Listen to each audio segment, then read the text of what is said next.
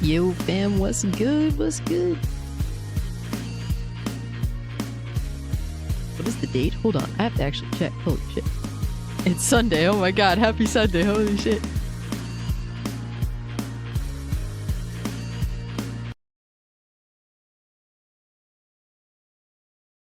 Leave it to be just completely, totally confused. Holy crap. This is what you get for working nights, guys. I'm on the motor oil. Okay, I'm prepared.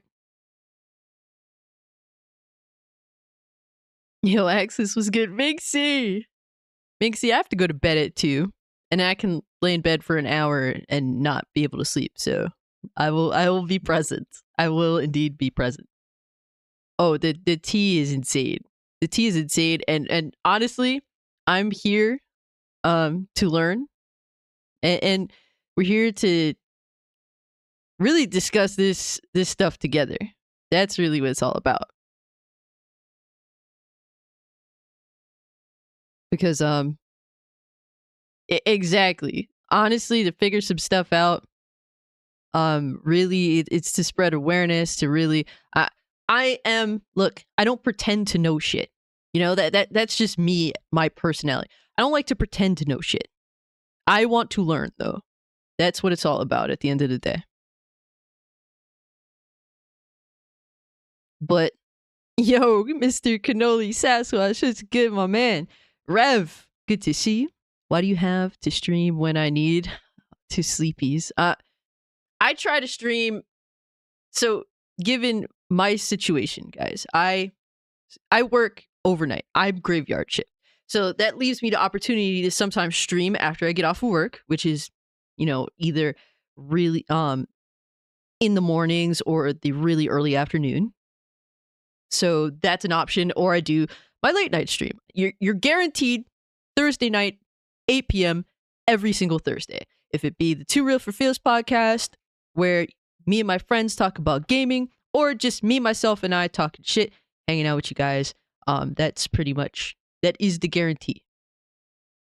Thursday is 100% a guarantee.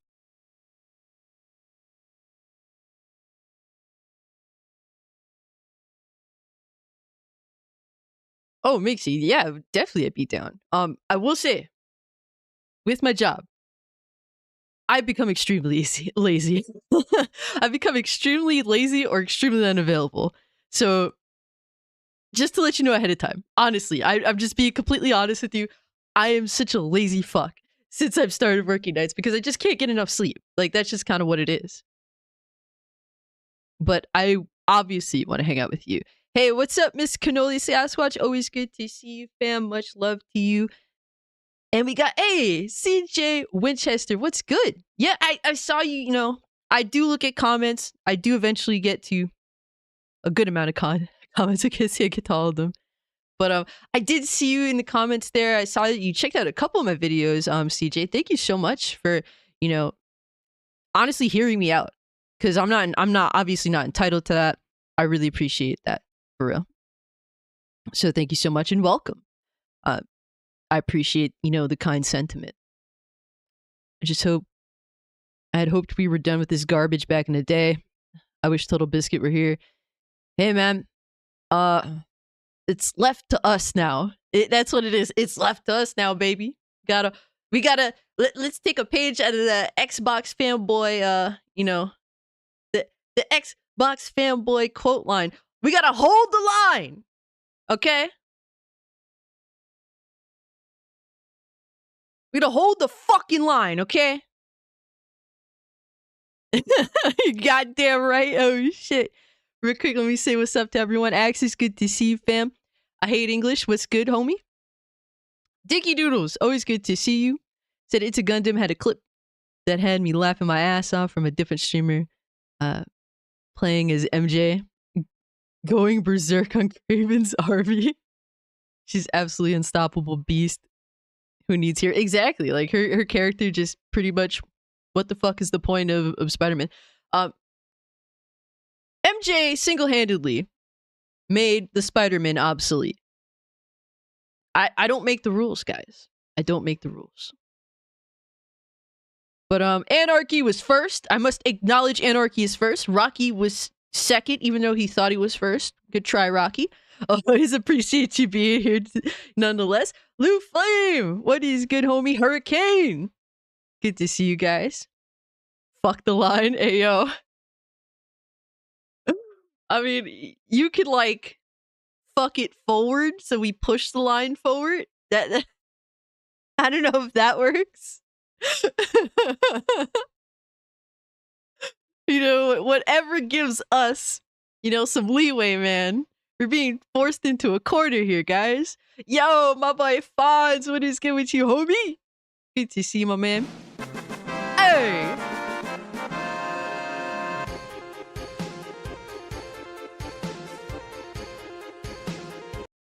Yo, legendary Yobi, member for 1 month of the Cult of Cage. Thank you so much, my man. Good to see you. Hope you're doing well. Appreciate you being here. Yo, what's good, homie? It's always good to see you. Butch said we ain't here. Hell yeah, bro. So, yo, CJ, here we address MJ as Mega Jaws Watson. That's our go-to here. That's the one I started off with. That's what I gotta have my go-to lines. But Mary Ja with her stupid little gun was easier to take down Kraven's hunters compared to both Spider-Man and Venom. Yeah, bro. It who cares? That's what they said. Essentially, who cares if she's broken as fuck? We wanted to make this character you know, have some sort of prominence, even though she didn't even deserve to be present.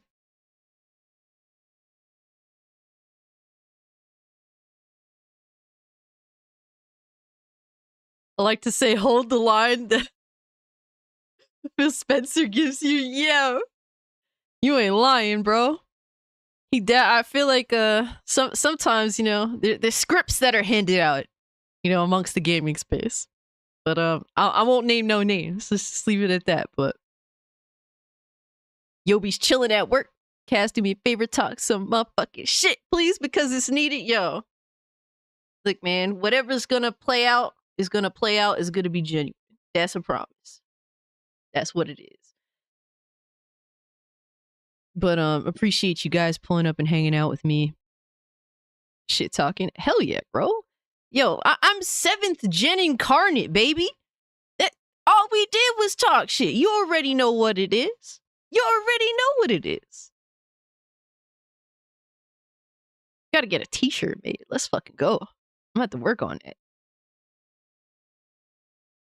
Y'all already know what it is, man. You been there. Just like me, we been there, done that.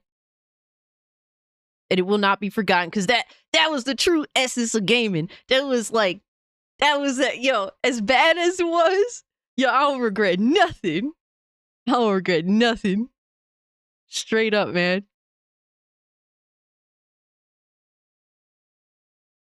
You're pre-gen. Oh my gosh, you ain't lying, Rev. Holy shit. All you ever do is talk shit, you piece of shit. Yes. Yes. You know what? I'm proud of it. My man Neo, what's good with you, fam? Appreciate you pulling up, being here, and hanging out with us. So, guys, yo, we got a lot of things to do. First off, yo, the man of the week, the man of the hour. Let me get this going right here.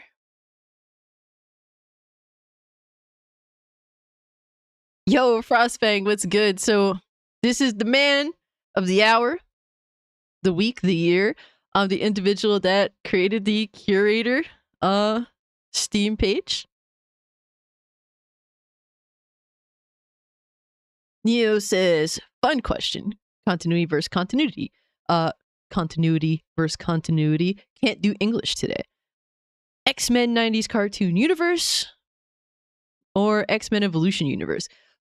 Controversial thought process. I love X-Men Evolution, probably the best. I love X-Men Evolution. Besides one singular episode that I recall that is absolutely dog shit. Completely expendable trash. Everything else I adore. I am a huge X-Men Evolution fan. While I will acknowledge the original X-Men 90s you know, cartoon, the animated series, is better objectively. I think that the story is definitely more mature. I think all that is really good. the best in terms of cartoon quality. I'm a huge stan of X-Men Evolution. I adore it. Not all heroes wear capes. Some give sweet baby ink a slap. Hell yeah, bro. Fawn says, that's what I respect about you, Cass. You speak your mind and don't give a shit what anyone has to say about it. Yeah, man. I mean, at the end of the day, we gotta be true to ourselves, right? Hey! Dante! What's good, homie? Thank you so much for being a member of the mainstream for 2 months, baby! Thank you so much. Appreciate you, dog. Yo, my man Emerald Teague, what's good, bro? Member for 11 months of the Cult of Cage. Thank you so much, bro. Hope you're doing well. Wish you all the best out there in NY. X-Men Evolution Rogue. X-Men Evolution Rogue was awesome. I absolutely adore X-Men Evolution Rogue. X-Men Evolution had some amazing Deadpool characters. Longer than 2 months. Oh shit. CJ said X-Men Evolution is the best. I love the show. Such a crime that it didn't continue. Best version of the Scarlet Witch ever. And yeah, it's one of those things where it was getting spicy when it got canceled. That's depressing when you really think about it, right? Like it was getting super spicy and then got canceled. We was about to get another Dark Phoenix saga that was likely gonna be fucking heat. Pun intended. Cass, did Sweet Baby get involved in Saints Row, or is that giving them too much credit? Apparently they are. They are cited. Hold on, let me see something real quick.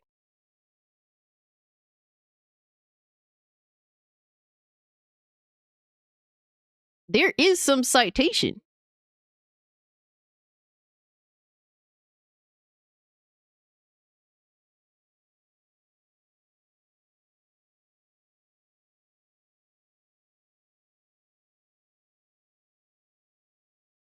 Not particularly on, let me see. Let me bring up, first off, let's get an update on the curator page. Let's get us a little update, baby. So let me refresh. All right, we're at 91,000, bro. The Streisand effect fucking lives strong, baby. Thank you, Barbara Streisand. Blue Flame, you joined us. What's up, bro? So I had a little bit of a back and forth with I'm not sure exactly how to pronounce his name. Kabiritis. Oh my gosh, I am a butcher of names. Like I am a murderer with words. All I have to do is butcher your fucking name. That's it. Man, Dante, X-Men Evolution was heat.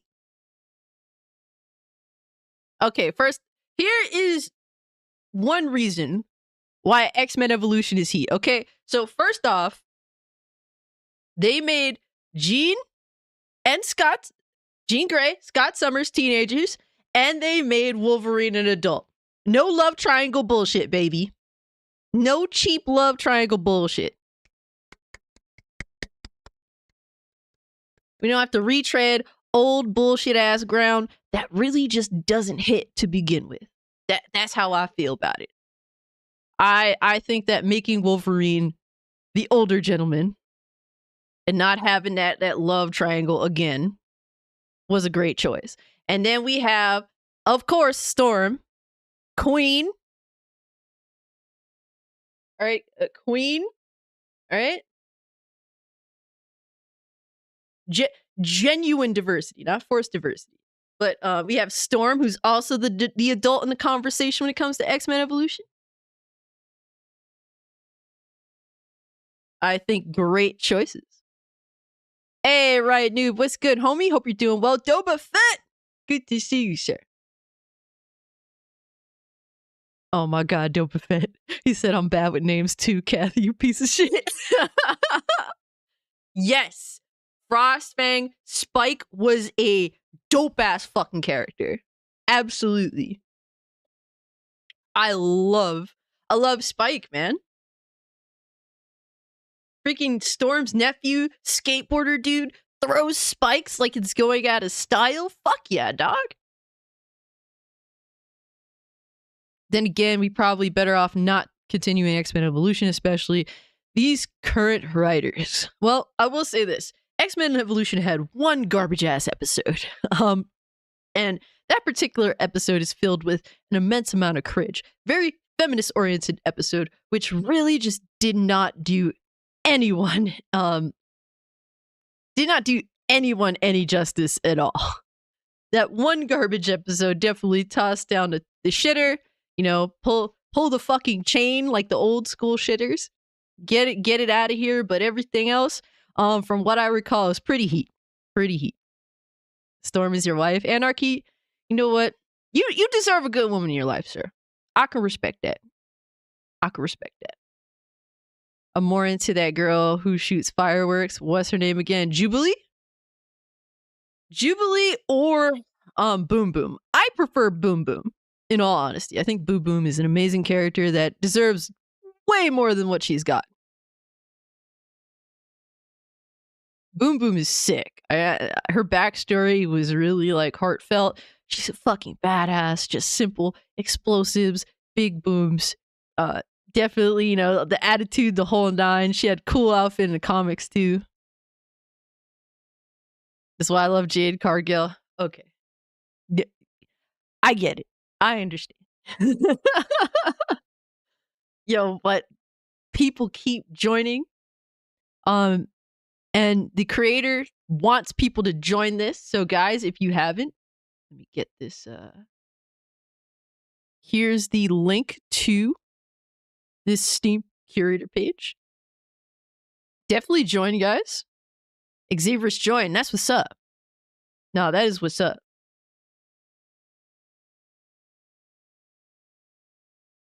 But all that's simply listed here is Sweet Baby Ink involved proof on their website. And when citations are needed, they are citations.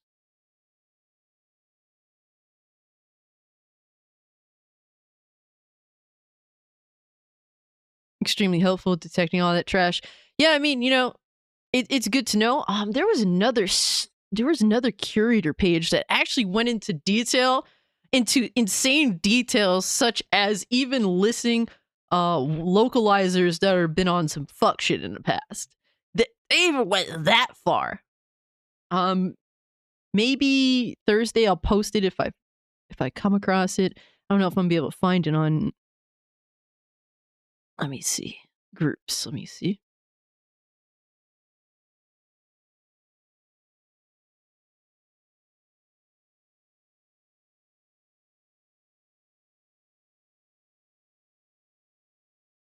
I would have to actually find it. Community, maybe? I wouldn't know where to find this. By the way, guys, if you haven't, add me on Steam, man. Here's my Steam page. If you guys are on PC Master Race, like to add me there. Yes, X-Men Evolution is extremely underrated, sir. We need a crazy person list for real. Yes, indeed. And look, man, I'm not going to sit here and say that every game on this list is trash. I'm going to be honest with you guys. There are some games in here that are, you know, at least possibly competent. I'm not going to sit here and just say that every game here is garbage. I don't know for sure. Because Sweet Baby Ink is involved, it doesn't necessarily 100% mean that every single game is trash. There may be a little bit of fuck shit, and then the rest of the game, pretty straightforward. I can't really say for sure.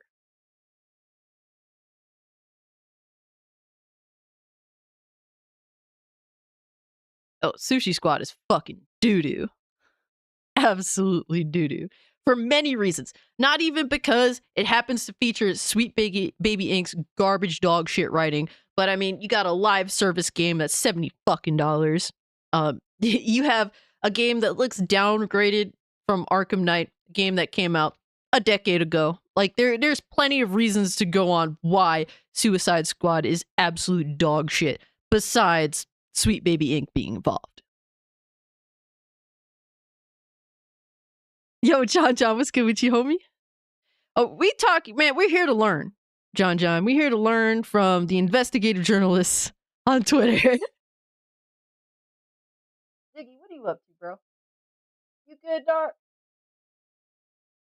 Yes, I address my cat as dog, quote unquote.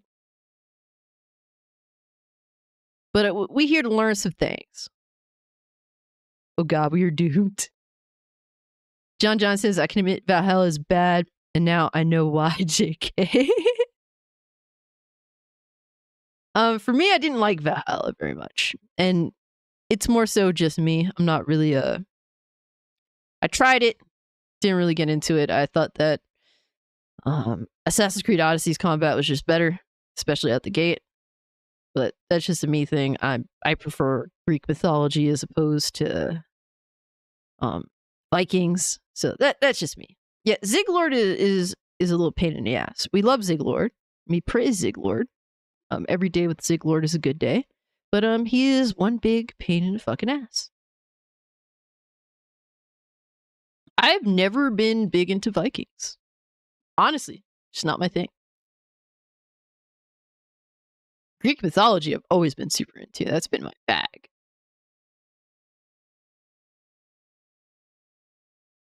You are a tiny Viking. I mean, technically you're a Pokemon. Technically you're also, you're a lot of things, Mixie. You are a lot of things. I will not fault you for being a Viking.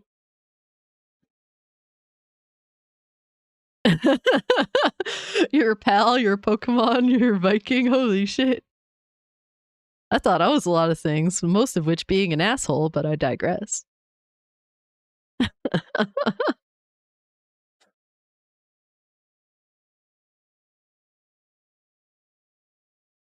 Yo, Super D was a good homie. Egyptian mythology is awesome too. Facts. I actually started Origin like a while back, and I got pretty far, but I don't know. It was like something came up, and I just wanted to play something else instead. But I was enjoying that.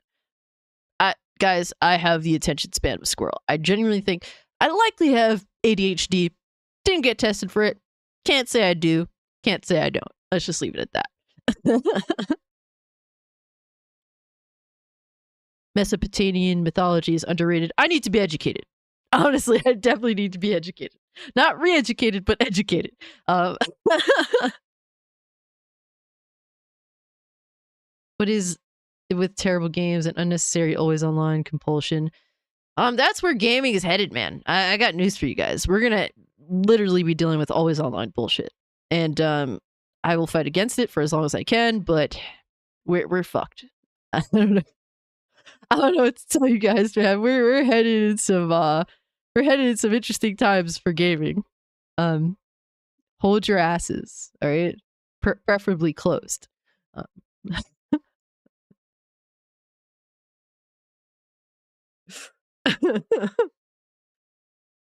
I'm hungry. What you eat today, Cass? I had mac and cheese. That's all I ate for technically for dinner / really, really early breakfast. Because I work nights. But yeah, just to go through this. A tracker for games involved with Sweet Baby Inc. That's literally all it is. This is not a harassment campaign. This is simply just bringing to light information that is publicly known. That's publicly presented by the company itself. It's really nothing else here. And Sweet Baby Inc.'s employees went out of their way to attack this individual. And there is definitely some sus shit about these Sweet Baby Inc. employees. And I'm going to share what I've discovered, what I know. Also, obviously giving credit to the individuals there because I know nothing. I simply just try to learn. But real quick though, I must discuss because we have the good news. Ghost of Tsushima PC port could reportedly surface next week. Okay, by the 5th, they're saying, which is like 2 days away. If they stealth drop if they fucking stealth drop Ghost of Tsushima, the chances of me finishing Persona 3 before Dragon's Dogma 2 is fucking over. It is a wrap. They said a PC port of the game is expected in line with Sony's recent strategy. Saying, according to Xbox Era's Nick Baker, who accurately predicted the majority of Sony's recent State of Play presentation posts to X, claiming that news on the unannounced but widely expected port could arrive as soon as Tuesday, March 5th. Fuck yeah, homies. Fuck yeah, homies. And guess what? It doesn't have that sweet baby stench. They said, I'm hearing that we might be getting something about the Ghost of Tsushima PC port pretty soon. Maybe around the 5th. Please. Please, just give it to me, baby. Crybaby Inc. is definitely a fact. Rev says, I'm old and stubborn enough to turn my back on AAA games and stick with AA and below. If it's always a line, then nope. I'm not willing to go there yet. But I will say I'm getting cranky. I'm getting crankier and crankier at a sporadic rate for my age. So who knows how I'll feel.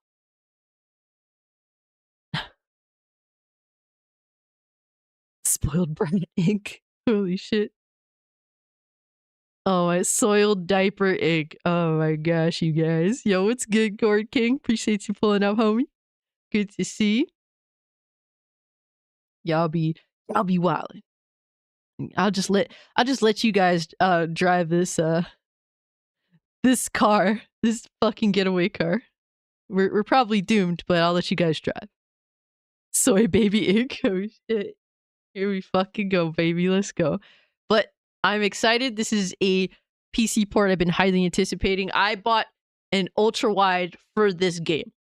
That was like the main thing I had in my mind when I'm like, I need an ultra wide. And I just thought of these gorgeous, sexy ass fucking landscapes, Jin Sakai's naked ass, just all of that. It's like, gotta have it on the ultra wide. Fuck everything else. That was the inspiration. All right? That was the absolute inspiration. Huh? Huh? I said what I said, damn it. I said what I said, and I'm not ashamed to admit it.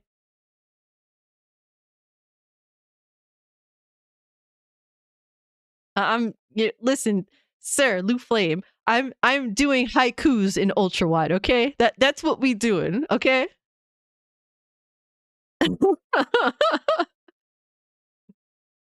Yo. Y'all making this weird just because I have an ultra wide monitor. Holy shit.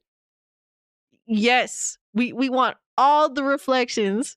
Okay, all the reflections off of that booty. All of them. Okay, the ray tracing, all that shit. Jin Sakai going to have the most ray traced ass of all time on my PC. Let's fucking go. Let's fucking go. Cassie's down with sweet Jin Sakai. Yes, truly next gen. Abso-fucking-lutely. Mr. Cannoli says Cassie wants to see that sushi roll in ultra. Oh my god, here we fucking go. Here we fucking go.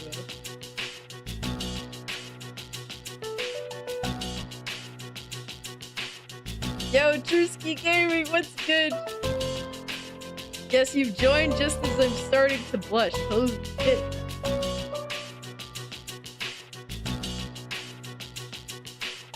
You guys are terrible. Can't have nothing. Yo, I noticed there's a trend with these early streams instead of doing my usual 8 p.m. stream. Y'all be on some horny shit. I blame you guys for all of this, okay? It's all your fault. Hold up, let me get the door real quick.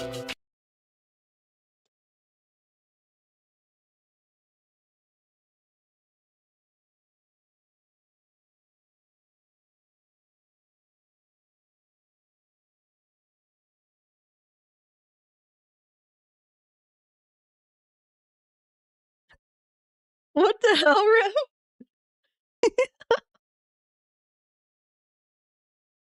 Oh no! All right. Let's get Jinsakai out of here, okay? You know, like, he's too much for you guys. Okay, let's just leave it at that. Oh my god! All right, so what else we got? Oh, here's another one that I wanted to show you guys. Do you guys miss these days? What was the most memorable midnight launch that you guys had attended? The most memorable. Um, for me, it had to, honestly, it was fucking Skyrim. It was Skyrim. I was so hyped for Skyrim. Just ended up hating that fucking game. I know it's blasphemy, man, but I'm such a Elder Scrolls Oblivion stan. I am a fucking Elder Scrolls Oblivion stan. Never did a midnight launch. I didn't do many of them. I can't remember myself doing too many.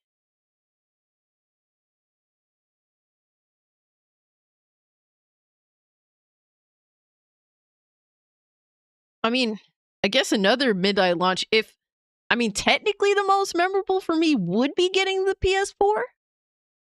You know what I went through to get a PS4? Holy shit. The shit I went through just to get a PS4 is I was determined. And you could blame the Vita. It was all the Vita's fault. The Vita inspired me to get the PS4. Was it Alex at your door? Oh my god.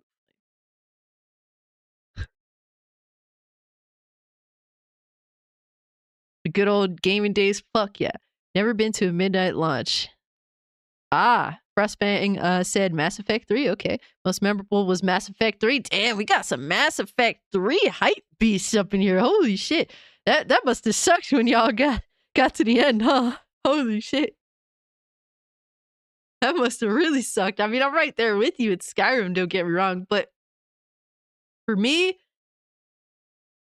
PS4 midnight launch, I actually had to go there at 1 p.m.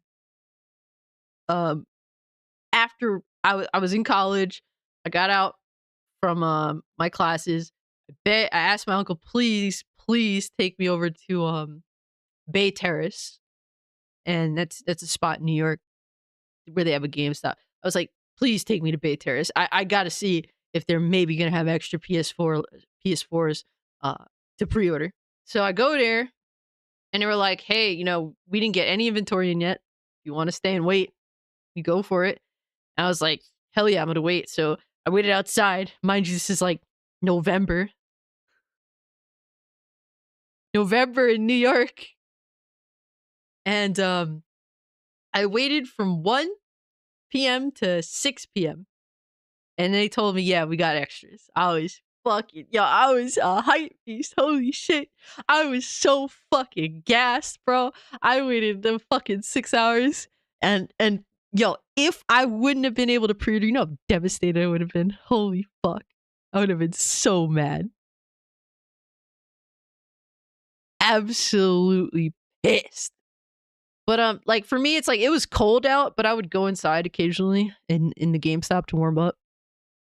I was really quiet, so I wasn't an asshole. So the dudes at GameStop didn't mind me or anything. But I did happen to have my Vita on me, and guess what? I was playing Gravity Rush while I was waiting. All right, so Mass Effect 3, then Black Ops 1, close second. Waiting for Modern Warfare 3 and Super Smash Bros. Hell yeah. So after a while, they just stopped doing midnight launches. So I would just show up like first thing in the morning before like GameStop would even open. And it's how I got Smash Bros. On Wii U. Never did midnight launches. I did do a lot of midnight movie premieres though. Huh. I never did that. Street Fighter X Tekken, but everyone else was there for Mass Effect. Damn, you were the only one. Yonda Doom. Yeah, I like that though. I like that energy. You're just like, man, I'm gonna go for the one that no one else is gonna go for, because I'm that type of motherfucker. I like that energy. Drewski Gaming said I like Oblivion better than Skyrim, and I played and beat Skyrim first. Wow, that's pretty impressive. I would imagine that Skyrim would have probably caught your eye, but I played Oblivion first and then played Skyrim. Oblivion left such an impression on me immediately. Like, the opening alone is insane, let alone the ending. Shit. Still remember the line for GTA 5 midnight launch. See, I didn't go there for midnight launch. I went that week. I walked all the way to fucking Bay Terrace on my own to go pick that fucking game up. GameCube launch. See my first shooting star that night. 9 p.m. to 6 a.m. Yo, that's awesome. Wow. That is actually really fucking cool. This is actually a great question. I'm glad that I ended up bringing this up.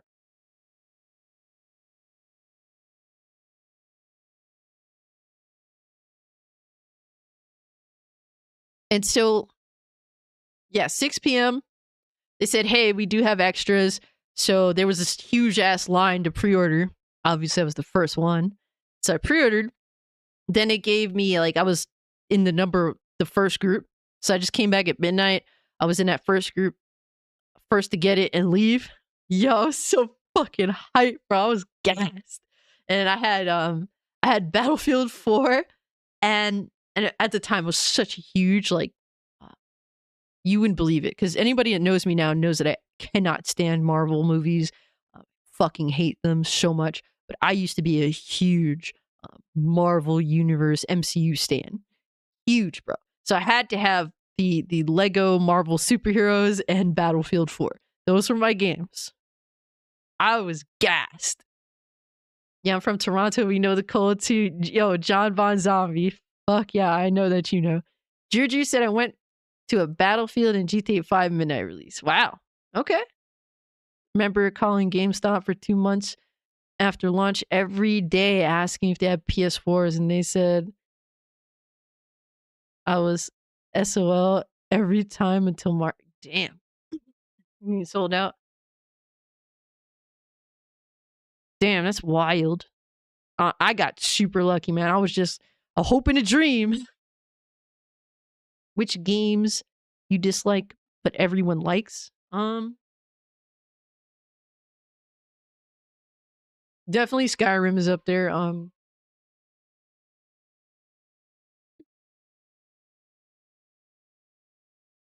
Damn, I can't. What else? Hey, Fruit Loops. Appreciate the sub. Can't think of any games off the top of my head.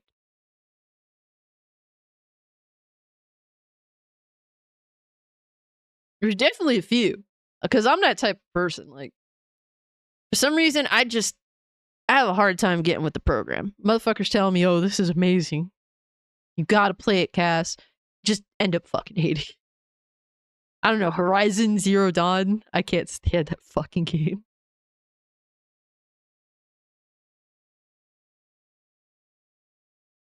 Fruit Loop says the person calling for the Steam account being closed because he loves his account. Imagine being in the game industry, seeing that account and saying that's our enemy. I don't know what's going on, man. I don't know what's going on. It's absolutely insane. At the end of the day, we just want genuine art. We want genuine art from the people creating it without these weirdos getting in between and doing the censorship, doing the nonsense. Like, we want none of it. We want none of it. And it's really that simple. You know,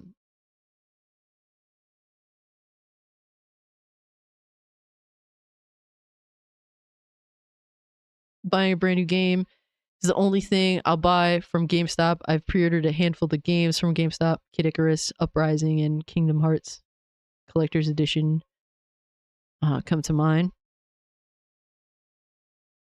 Keep telling you God of War 3, but you slacking y'all Anarchy. I'm slacking on a lot of shit, bro. I ain't gonna sit here and say I'm perfect. I've been slacking on a lot. Dicky Doodle says I was at Mario Wonder lunch and the line was full of normies because it released the same day as Spider-Man 2. Ugh. It has a reflection on the mood, on the good, which is Mario, and the bad, which is Spider-Man, people in society. Could you just tell who was there for what?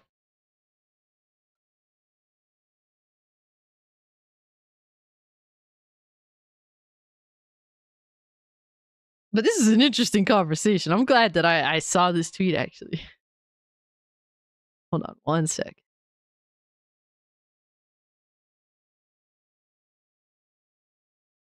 Yeah, a lot of people popping in that are honestly new to the channel. If you just found me yesterday, thank you so much. Yesterday or today. Appreciate you guys. Thanks so much for checking out my most recent video. It kind of popped off a little bit, which is cool. And I appreciate that. And anybody that's pulling up because of that, welcome. Good to see you. Hope all is well. They were cosplaying, so yes, I could. Oh, shit. Breath of the Wild for you? Breath of the Wild is pretty awesome. I'm not gonna lie. It's one of those games where it's like, genuinely need a strategy guide, but that's one of the few games that gave me the same feeling that I felt when I first played Oblivion, which I don't think any other game has given me that feeling genuinely. Mitty, what's good, homie? Said, I remember sneaking out of the house as a teenager to go to midnight release of games. Which one was the most memorable for you, Mitty? Fruit Loop says, The Expanse is one of my favorite sci-fi shows. It has all the inclusion, but it is done right. Also is in a setting that makes it natural. Sadly, the only thing that I know of when it comes to The Expanse, I know that a show exists for it, but I haven't watched it. But I, however, did try the Telltale Expanse game, and have to say I unfortunately didn't like it. 2 episodes in, and I was like, yeah, I'm good. I'm good, bro. It definitely was not fun, to say the least. Definitely not fun. When you get bluffed that you're gonna have like a major like encounter, like violent encounter with like a group, and then like the next episode, like none of that happens, that pissed me off.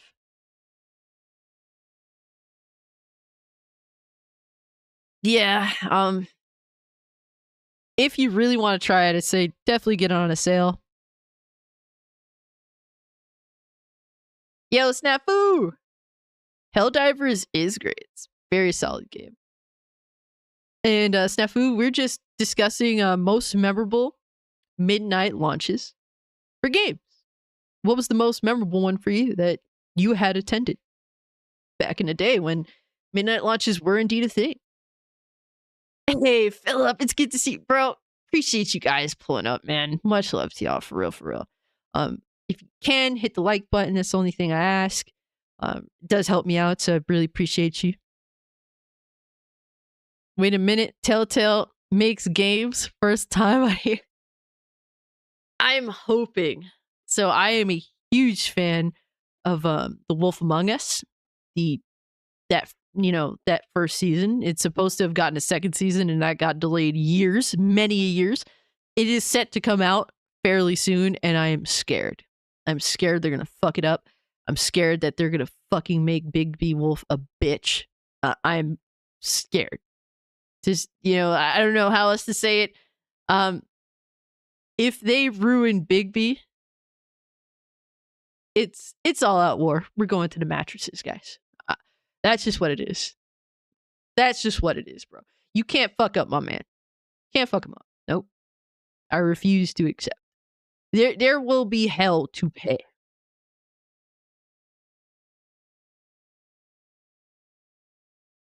That's just what it is. That's the line I will not. We are not crossing. I refuse to accept it. I need The Wolf Among Us Season 2. I need a genuine interpretation of The Wolf Among Us Season 2. No bullshit involved. Please. Dan Rope, what's good, fam? Telltale games were more like visual novels. The long way around. And you know what? I enjoyed them for what they are.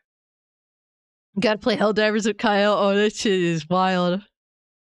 Ice Queen Gaming, what's good, fam? Hope you're doing well. Good to see you. But yeah, for me, definitely PS4 midnight launch, baby. That was quite a fucking night. That was quite a night. And honestly, I had so much fun with the PS4. Nothing ruined my experience. Nothing. Not Battlefield 4 not working so well. I did like a week later go out and also get Killzone Shadowfall, which I loved Killzone Shadowfall. Everyone hates that fucking game, and I'm just like, bro, there's nothing you could say that's going to make me hate Killzone Shadowfall. I have met some of my best friends from meeting them playing that game.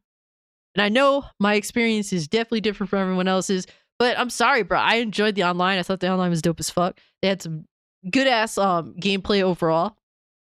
I loved Killzone Shadowfall. Might buy the Expanse game on a sale, but I have low expectations. Love the show. But it doesn't mean the game must be good just because. Now, maybe because I don't have the context of the show. Maybe you have a better understanding. Maybe you can relate better. And maybe you could school me a little bit because I personally didn't like it. But like I said, I don't have any context other than what was presented to me. And I just didn't like it. So yeah, I definitely recommend on a sale though, for sure. Jim says, Baby Wolf is the second oldest protagonist in all my games after Kratos.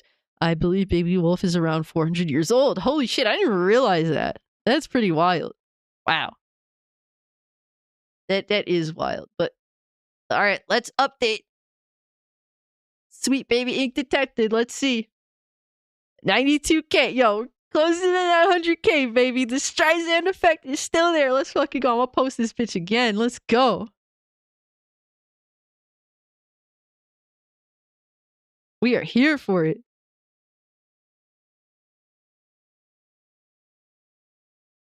Did I post my Steam? I don't remember. I'm fucking posting my Steam. We're posting the curator page. You guys are more than welcome to add me on Steam if you'd like. Unlike Sweet Baby Ink, we don't fucking hide here. All right? We don't fucking hide here.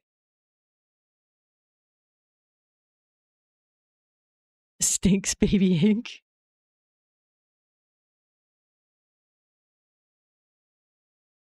Yo, Riri Gaming, what's good, fam? Theory crafting meta builds and getting better at Telltale games is so much fun. Sorry, I'm a jerk, man. Fuck you, bro. PS4 midnight launch was fun. Fuck yeah, Mitty. Right there with you.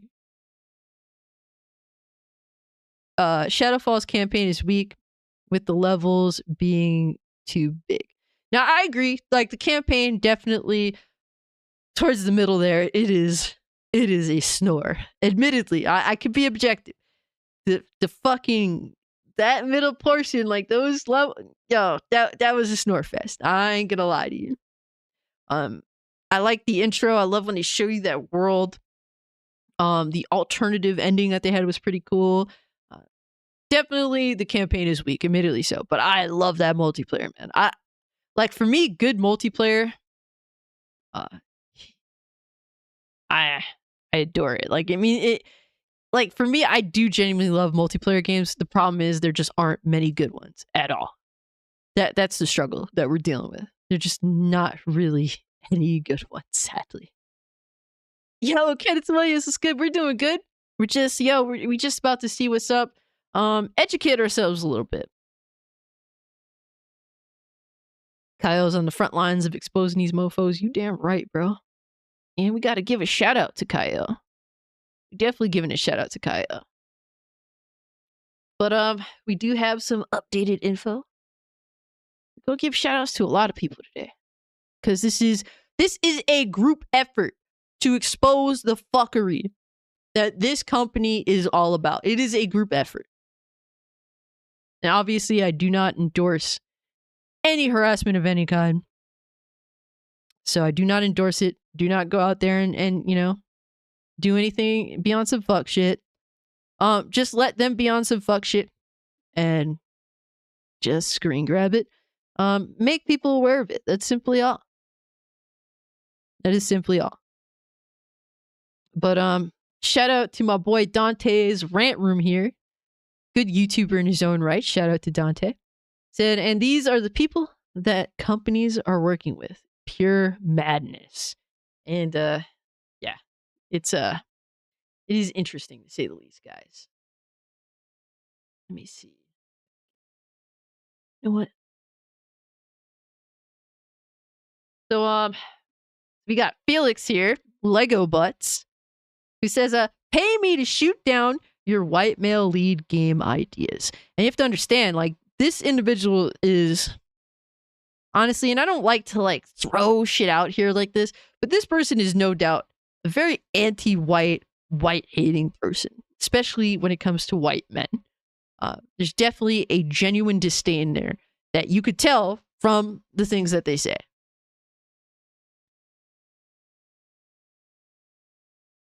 Yo, Black Prism, what's good? Triple C, as you continue to archive your desires at the same time, you inspire others to work hard, their ambitions, no matter what. You are amazing. Have a nice day. Stay safe and enjoy life. Thank you, bro.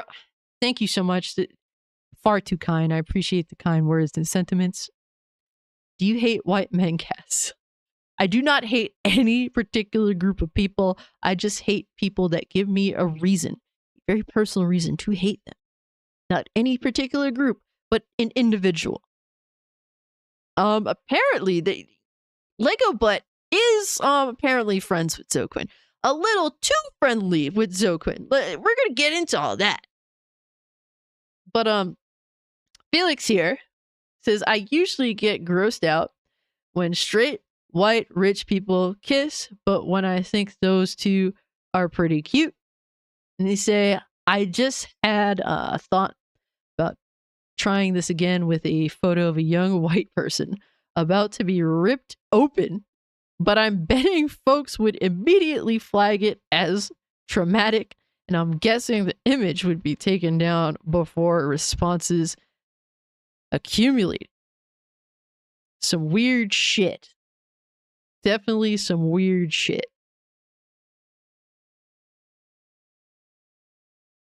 We definitely got the popcorn. It's good with you, Silent Night. Appreciate you being here. Too much hate in the world and far too little serious discussion, at least in my social circle, sadly. Like, for me, I just want to be left the fuck alone. Like, I'm as libertarian as libertarians get. I am not a collectivist at all. Me doing this is me really getting out of my comfort zone. Like, honestly, you guys obviously make it worth it. I am a very, like, bro, I like to just be left the fuck alone. I like to be at peace. I'm the type of person, I just like to do my own thing and kind of just, kind of keep my distance from people, generally speaking, because I just don't want to be bothered. I really just don't want to be bothered. I have a really bad temper. That's just me, personally.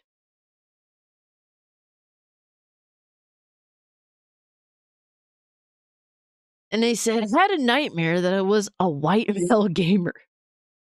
This is the fuck shit that this individual speaks about. What am I to say other than you hate white people, and clearly you have this immense disdain and just disgust for white men particularly.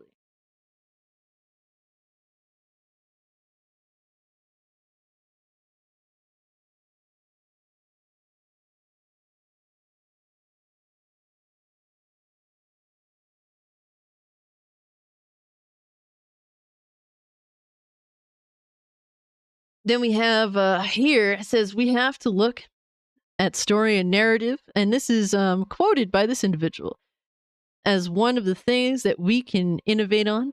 Like, when you bring someone in from a different culture, from a different background, from a different gender, they're going to create something that we haven't seen before. Apparently just because certain circumstances.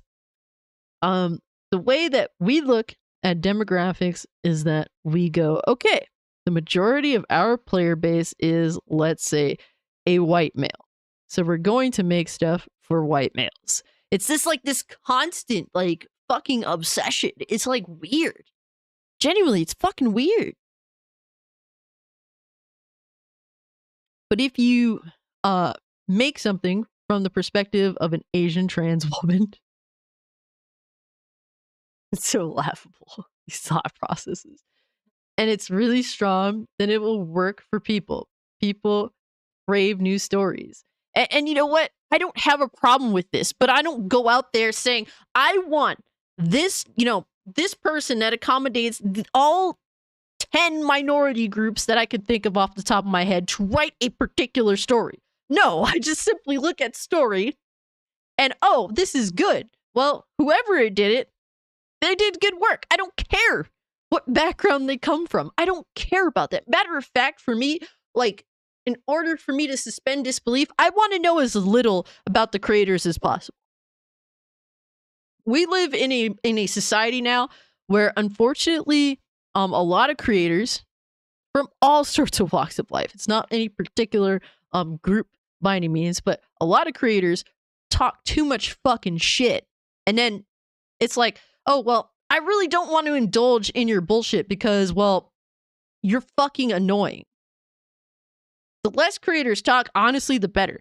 But for me, I don't care what you are, who you are. Just give me a good story. That's what I want.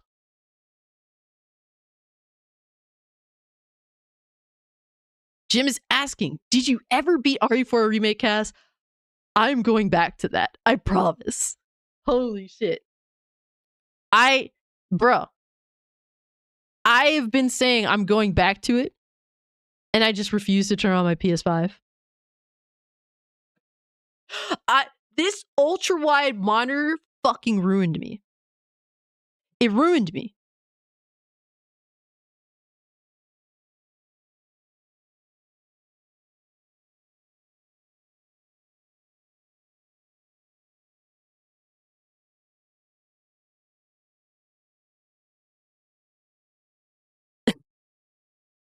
The idiot said, I thought the channel name was Cult Cassie Cage the whole time. If you think that, that's completely fine. My name is Cassie, so you're not wrong. It is Cult Classic, but there's people that definitely mix up Classic with Cassie, and I get it. You don't have to feel like an idiot at all. And they said, also, are you going to play Spider-Man 2 again after the update? Honestly, after I had beaten the game for, on stream, I never went back to it. I just don't care. And it's not particularly because, well, oh, I don't want to play on my PS4 anymore. It's just, I know that I would end up coming across storylines that were going to probably be boring or insufferable or both. That's just what it is. So I beat the game, got some good gameplay out of it, kept it moving.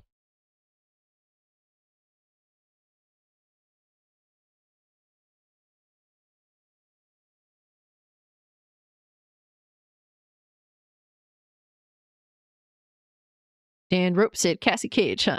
So you can do the green energy thing. I kid. So the little lore behind me using Cassie Cage. First off, my name is Cassie. My last name is not Cage. However, when they first revealed Cassie Cage, I said, oh, this character is me. The original MKX Cassie Cage. MK11 Cassie Cage is an entirely different character. Garbage. Absolute garbage. But the original interpretation of Cassie Cage is the one that I certainly related to. She had my name. She had the same sort of demeanor as me, the shit talk, just all that. I was like, oh, this character, they clearly stole my likeness and my personality to give to Cassie Cage, and my name too, but it's fine. They can have it. MKX Cassie, she's hot as fuck. Oh man, when they showed her off the first time, and they were like, oh, her name's Cassie Cage, I was so hyped, bro. Oh my god, I was so hyped for MKX. I thought you were related to Nicolas Cage. Oh, God.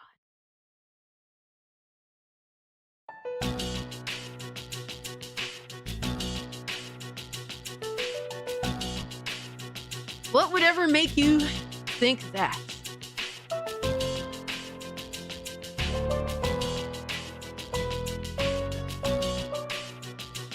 Dante. You good, brother?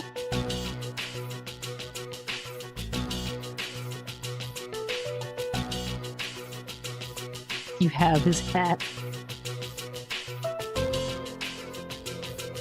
Hey, I have the hat that has like 2 C's on it. I don't know if you can see. Hold on.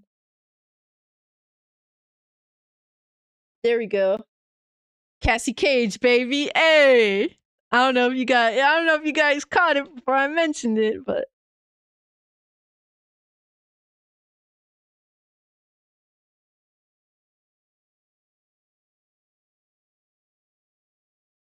Cage isn't a cage but a Coppola. I could dig it. Holy shit. I dislike the game and Insomniac too, but I still want to give them one last chance. If they haven't fixed any of the bugs and glitches whatsoever, I'm just gonna have to uninstall it finally. So they still have yet to actually, fix the bugs in the game. That's kind of wild. That's so, like, it's crazy because it's like Insomniac did so not Insomniac things with the release of, of Marvel Spider-Man 2, sadly. And Shadow over here says The Last of Us 2 is a perfect game. A perfectly assembled pile of shit. It's definitely the best way I can describe The Last of Us Part 2. You'd be indeed correct on that. Perfectly placed pile of shit. But to continue on with this, these very racially obsessed individuals said, and gender obsessed too, because they hate men. They fucking can't stand men. Holy shit. And if they're white, oh man, they just want, bro, holy shit. They said, but if you make something from the perspective of an Asian trans woman and it's really strong, then it will work for people. You know what? I don't give a fuck who you are. Just make something good. Just make something that's actually worth indulging in. We're desperate out here, guys. We're fucking desperate. Holy shit. People crave new stories. If you want to innovate, even to stay current, it's not about graphics. It's not about hardware. It's about opening up new perspectives for people.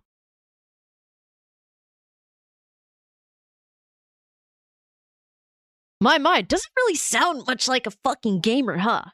And that's the one thing I notice about the individuals that we know of that work at Sweet Baby Inc.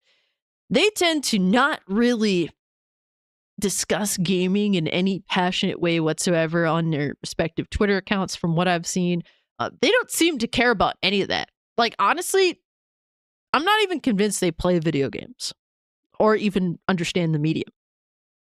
There just seems to be no passion there. The only passion there is despite the people that these games are for. And that's the only passion I see. That is the only fucking passion I see when it comes to this shit. It's sad that that's the case, but unfortunately, it just is the case. I don't fucking get it.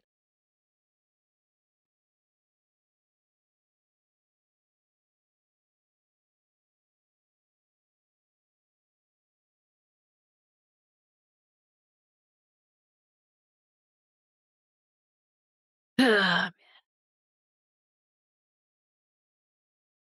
But we shall continue with this fucking dumpster fire. It's about opening up new perspectives for people, so I explain it as it's important to game development to diversify. It's not just part of advocacy or activism. It is going to make your games better. There is no proof of this. There's no direct correlation with their idea of diversity leading to better video games. There just isn't.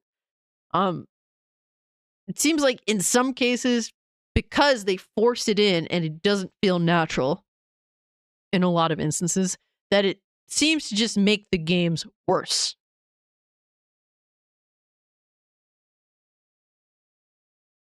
That Alex, also, of course, gamers are mostly white guys. You're making games for white guys. Try making games for somebody else. Maybe they'll show up. And this is also a big issue that I've had with gaming as a whole. And this is not directed towards any particular group of people, if it be race-based or even gender-based. If people don't want to show up for gaming, then guess what? They just don't want to be a part of it. If you didn't show up for gaming before they tried to pander to you, then I would think that that's not your bag. It's just not for you. For me, look, I got into gaming because I enjoyed the medium at the time for what it was. I was extremely interested, and it was my biggest desire to actually get into gaming on a serious fundamental level at the age of like 6. Like, I begged my dad for a Game Boy Color because my cousin had one and they were playing Pokemon. My friend at school was playing Pokemon. Like, I just had to have one, you know? And I didn't want to I never thought I want things to directly appeal to me as this fucking mixed race tomboy. Like, all these games should be made for me and should represent me directly. Like, I never thought this way. I just wanted to experience the games for what they were. Just give me a protagonist that I think is cool, that I can actually say, oh man, I actually like this person. I don't care if they're a male or a female or what the fuck. I don't care if they're an animal. I don't care if they're like an alien.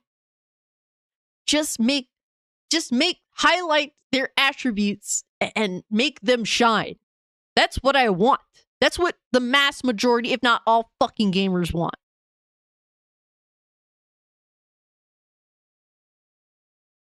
Music says, thoughts on Suicide Squad game idea? Task Force X. Kill or be killed, a mixture of beat 'em up and interactive, sometimes co-op. Game where you could pick any character to play and choose fate. For any character to either live or die. Characters ranging from Deadshot, Rick Flag, Bronze Tiger, Enchantress, Captain Boomerang, Killer Frost, Blockbuster, Plastique, etc. Honestly, some of these characters I'm not even really aware of. Honestly speaking, I'm just being completely upfront with you. They said the story, some of them I obviously recognize, some of them not so much. The story is mostly based on each mission of your choice. Some of them based on missions from the comics, with some cameos or mentions of other DC characters. Overall thoughts. I mean, I like the concept of choice, so that's definitely a big plus right there off rip. And you know, beat 'em up. Would it be 3D, 2D? I mean, either or I'm down for. But overall, that sounds good. I'd be down for it, man. The concept of choice is always nice.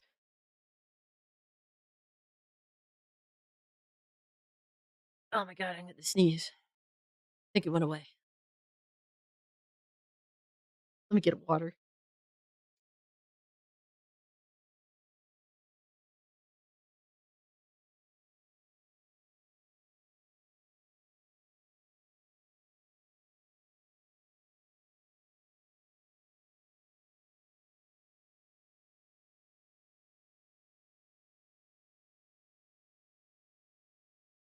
Somehow, Sweet Baby Ink left Final Fantasy VII Rebirth alone. Did we go to the IMDb and just confirm? Are you ever going to get the Wolverine game cast? I think I recall you saying you're a huge Jean Grey fan. You think she'll be what makes or breaks it for you? As it stands right now, I don't know if I'm going to get the game. I don't know. I can't say that I will or I won't. Really just depends on what it looks like. And if I see some serious, ridiculous disrespect to Jean Grey, I probably will say no. Now, for me personally, I don't have a problem with Jean Grey. I said Jean Gay.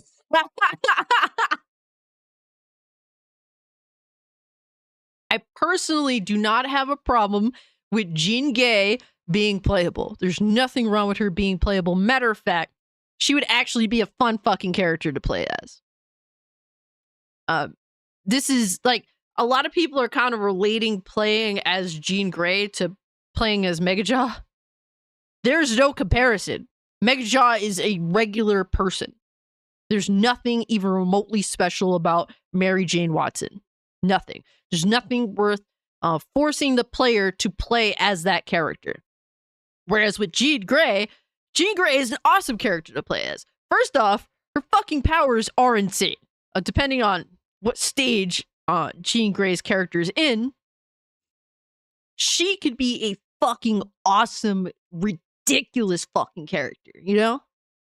And her moveset is very much different from Wolverine's on a huge level, on a fundamental level. So that means that, you'd actually have to, basically Insomniac would actually have to challenge themselves to make an entirely different character that has a convincing moveset.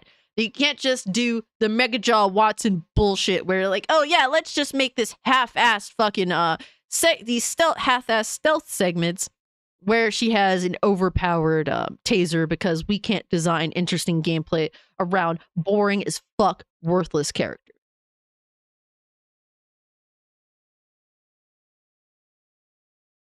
So creating a game in which they'd have to have, obviously, convincing Wolverine gameplay, first and foremost, you fuck that up, it's over. It doesn't matter anything else. And then you would also have to make a whole other character that caters to Jean Grey's skill set. If you're giving me Jean Grey stealth missions, miss me with that fuck shit, you know?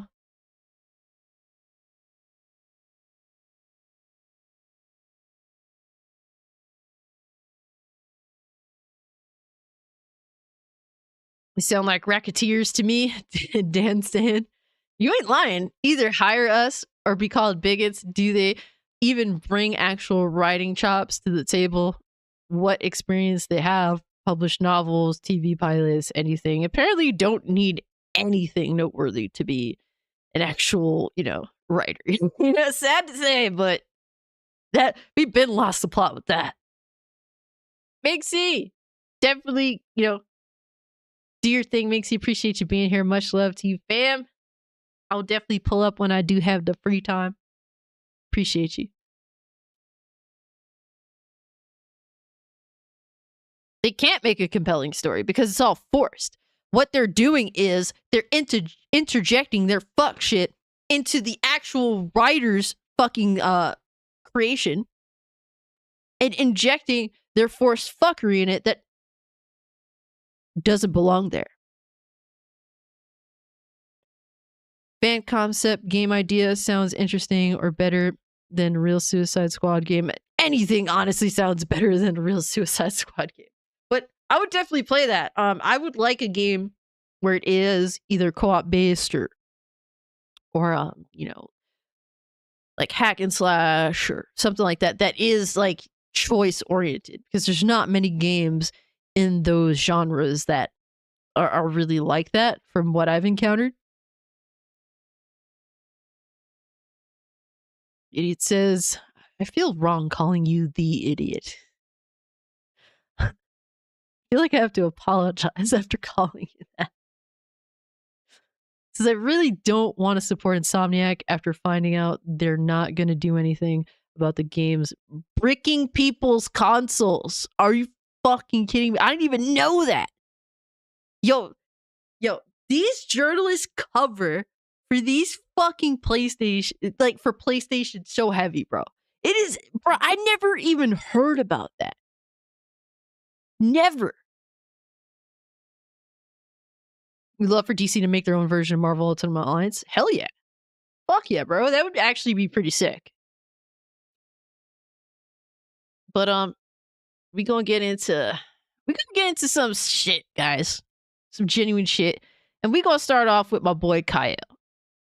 Now, if you don't know who Kyle is, personally, I've been watching Kyle since the Marvel's Avengers launch. This is the dude that was enemy number one to Crystal Dynamics. This was way before I ever did YouTube. Kyle's my guy. I love Kyle. He's that dude. He doesn't give a fuck. With the touch of a black man. This is the guy that these companies claim to pander to, and then in the same token tell him that he's a bad person and they block him on Twitter. This is the guy. They claim that they do all this shit for people like Kyle just for them to spit in his face. That's just what it is, guys. I don't make the rules. I just witness the fuckery. CJ says, I love Kyle. His voice is so beautiful. Yo, he gets me every time. Hello, beta testers. Shout out to Kyle. If you don't know, definitely check out his channel. Hello, beta testers. To quickly summarize, curator guy theorized he could try to gather sweet baby in games, assembling all the claims to shame. Baby exclaim, pussy try to blame after maiming game. He really does this shit. Like, he really, really puts these songs together. He's a multi-talented individual. I saw people were calling them out for blocking Kyle. It was beautiful. Hell yeah. I creep out Kyle all the time with my stories. Oh my god, I can only imagine what you're telling him. Holy shit. He's definitely dealt with some fuck shit. So the fact that you creep him out. Game with tame, what did you expect? Go disinfect your bottle, cause you've been wrecked. Check the comments ratio. Detroit become mad, that's you ho. Are these the optics you're looking for? Prolapsed organs on the floor. Rewrite history, are you insane? Sweet baby ain't got shit for brains. Compulsion games as good as dead, because this picture here will spread. You needed sense to pass this inspection. Instead it's negative reception. Targeted harassment, that's a neat trick. Let me show you why I call it the joystick. Tolerate your bullshit for years, but you're the victim because you're in tears. Open wide from my thick teeth because I call my dick. Yo, the ass pics that he be grabbing. And yo, like a modern day Kyle classic was him fucking doing the close up of the chick's panties, of the characters, the in-game characters' panties in Marvel's Spider-Man 2. Like, bro, he posted that shit on Twitter. That shit went so fucking viral and people were so upset. What a beast, bro. Oh my god, that shit was amazing. Just... That was a fucking G, bro. Holy shit. He is a fucking G. We stand Kyle here, guys. For real. Real talk. We fucking stand Kyle. This dude don't give a fuck. I respect it, man. Dick receipts. No way, a Sweet Baby Inc. representative is here calling for people to mass report something that he disagrees with. He or she. Color me fucking shocked. It's always these individuals who are just such pussies, and they just can't handle any pushback to their ideological bullshit. And they always use their followers on Twitter to gang up on individuals.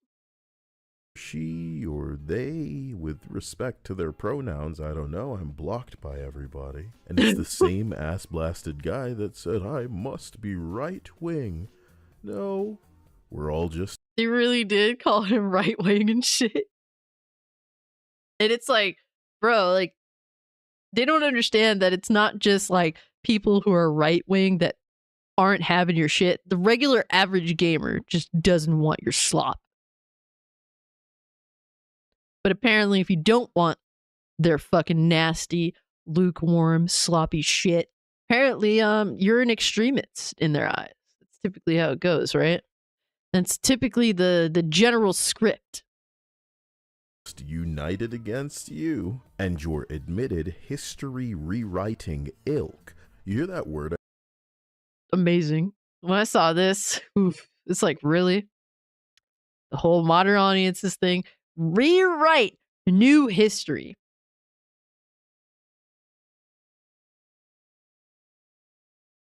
And this is all in regards to Crystal Dynamics essentially denouncing the original Tomb Raider. The franchise that basically is their only prevalence in modern day. The only reason why they're even remotely important.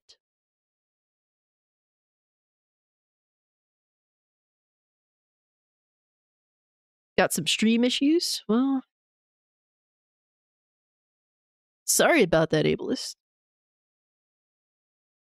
But not really encountering any stream dips. So, hey, Code the Toad, what's good, homie? Imagine unironically thinking rewriting new history is a good thing. I mean, that's, in their eyes, that's kind of what they want to do, right? We need Tomb Raider to go back to how classic Laura was. And you know what, man? To be completely honest with you guys, they put out a picture of the new Laura. A lot of people hate it. They're just like, she looks like a man. And I guess I'm a tomboy, guys, okay? So, like, I wear guys' clothes. I don't wear makeup. I have no semblance of like, of outward femininity, that I have on display. So, like, of course, I'm going to be like, like, honestly, I don't think that she looks like a man. What pisses me off about that model is that they clearly take their version of Lara Croft and put her in the old Lara Croft's fucking fatigues. That's what they did, which that is what annoys me. People want the old Lara Croft back, but instead you take your Lara Croft and put her in the old Lara Croft's clothes. That's what annoys me about that.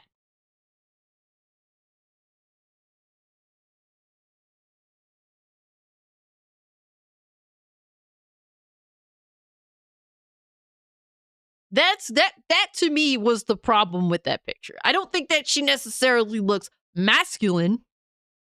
She looks tough.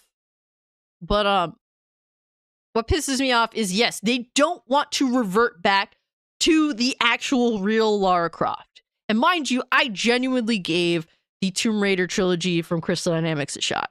I actually, believe it or not, the Tomb Raider reboot is one of my all-time favorite games. I think that the Lara Croft in that is really good. She comes into her own at the end of that. The problem with the entire trilogy is that they recycle this constantly instead of turning her into the Lara Croft she's supposed to be. So, like, she goes through this character arc in the first reboot and then just constantly recycles that same character arc in the next two games.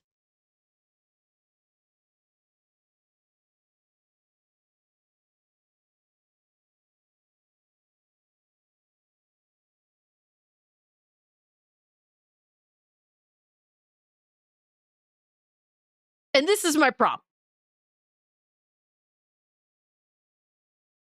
And it's a shame because that first reboot game, I think, is amazing. It's fucking awesome. OTR Gaming says, hot take, I like the reboot trilogy. And you know what, OTR Gaming? I like the reboot trilogy too. I love the gameplay. It's addictive. I genuinely enjoy the gameplay from the reboot trilogy. I think that the first reboot game is genuinely awesome. I love that game so much. I love the blood. I love the gore. I love that struggle. Like, there feels like there's good writing there that at least with Lara Croft and her character arc. I can't speak for the other characters. They're worthless pretty much. But that is a game that completely, for the most part, concentrates on Lara Croft overcoming this insane situation that she's been put in, and eventually becoming the character that she's supposed to be. So in that sense, I think that they really do a good job of that. And they specify that it was indeed a reboot and not a remake. So you have to really give them, you have to expect that there's going to be some leeway from how Lara Croft, the OG is versus that. And I was willing to meet them there. The problem, like I said, is no character arc after that first game. Somehow the bitch has 2 more games after that. Gameplay really fun, but in regards to her character, she sucks. She's boring. Overall, just huge disappointment. Crystal Dynamics does not know how to make Lara Croft. Honestly, she shouldn't. Lara Croft as a character after that first reboot should have grown this immense thick skin. Yo, what's good, Hypnotic? Good to see you, bro. Appreciate you being here, and you had an awesome show. Was catching some of that. Big numbers, love to see it, but Lara, after that first game, should have grown this immense thick skin. She should have gotten cocky. After that, she should have been like, look, I survived that shit. I could survive any fucking thing. And I'm like the thrill seeker that I'm supposed to be. That's what she should have became, but that never happened. And that's why, unfortunately, after that first reboot game, Lara Croft as a character fucking blows.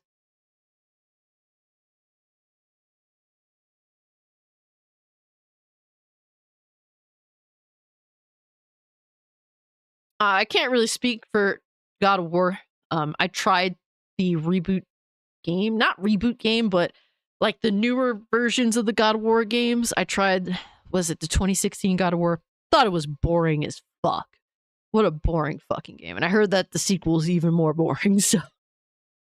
But I haven't really played much of the OGs. I played the original game. Honestly, I was so young, I don't really remember much. So 2013 game only kills the white male characters, such woke Jim, come on, bro. I don't think that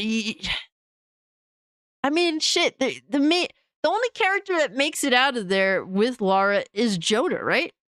So, I mean, if you need black woman to die, they give you, they sacrifice angry black woman there, okay? I clearly not woke shit. The reboot game is fucking brutal, man. Holy shit, pulls no punches. The one that suffers the most is Lara Croft. All right, I'd say that those white dudes got off easy in 2013's Tomb Raider. All right.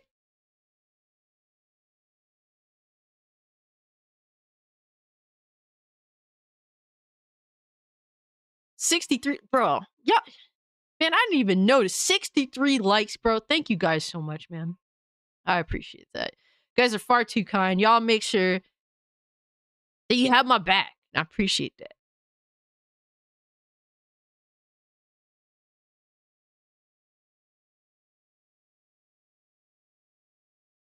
Same as the Asian girl that you saved at the end. Yeah.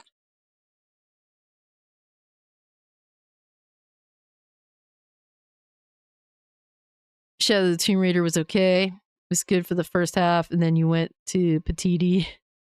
Goes downhill from there. I kind of like that little segment where she just goes fucking like Rambo.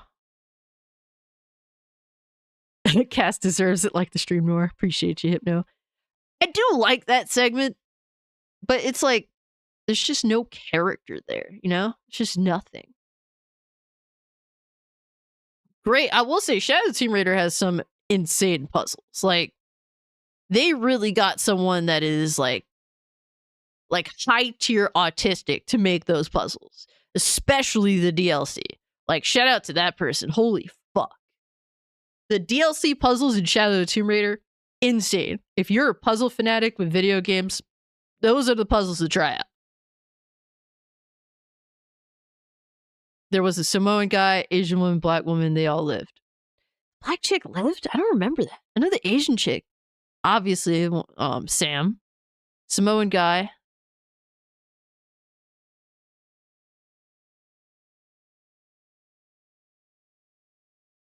I'm sorry, I refuse to believe that game is woke. especially by 2013 standards. Pretty sure there was definitely some NPCs that were not white in the game. Come on, man. What did you think of the first Tomb Raider movie with Angelina? Honestly, I just thought it was kind of corny. I know a lot of dudes love it, and I mean, I understand why the dudes love it, but I don't really have that reciprocation. Like, I can't have that attachment to the movie. Don't like. I'm not into the stuff that you guys are into. Let's just leave it at that. Be in the shower listening. Oh shit, Luke Flame's in the shower. Oh my gosh. Don't let your nudes leak, bro. Question, which one is worse? Suicide Squad Kill the Justice League or The Last of Us Part 2? I'd say that The Last of Us Part 2 because we were gassed up for it. Like, honestly, I was super hyped for it. And for it to let me down, first off, it let me down just from the semblance of there was supposed to be a multiplayer. Originally, they said there was going to be a multiplayer, and then they removed it. They said it was going to make it its own thing, and then that own thing got canceled. That was what I was looking forward to heavily. I loved the factions, the OG factions.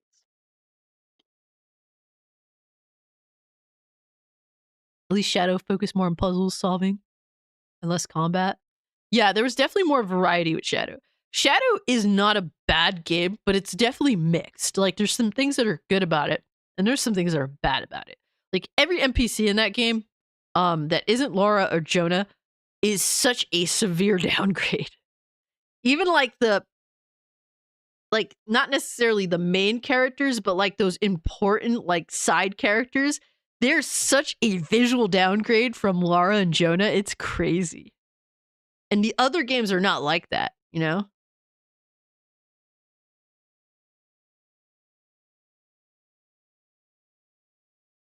Tomb Raider movies need a lot more beers and mates to be watchable. It's been a long time since I watched Angelina Jolie's Tomb Raider movies. Honestly, I don't want to rewatch to reassess. I don't feel like I need to. I will say I did watch that Tomb Raider reboot movie because obviously I like the 2013 game that takes place from the 2013 game. That's inspired, I guess I should say, from the 2013 game. Fucking dog shit movie. Absolutely atrocious. The fact that they had to get Lara to earn her wealth because for fear of making her rich girl badass that, you know, essentially like Bruce Wayne, but with a pussy. The fact that they were scared to even do that off rip, garbage. CGI, dog shit.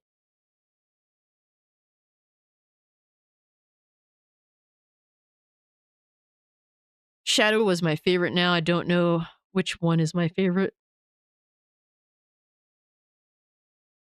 For me, it's definitely 2013. Love that game. Shadow's decent. Honestly, I think Rise is the weakest. And honestly, that's more of a me thing. I know that a lot of people think Shadow's the weakest, and I get it. There's definitely a lot of weak points to it. Non-terrible garbage. But let us continue with the homie Kyle. I just used united. United. We stand united against you.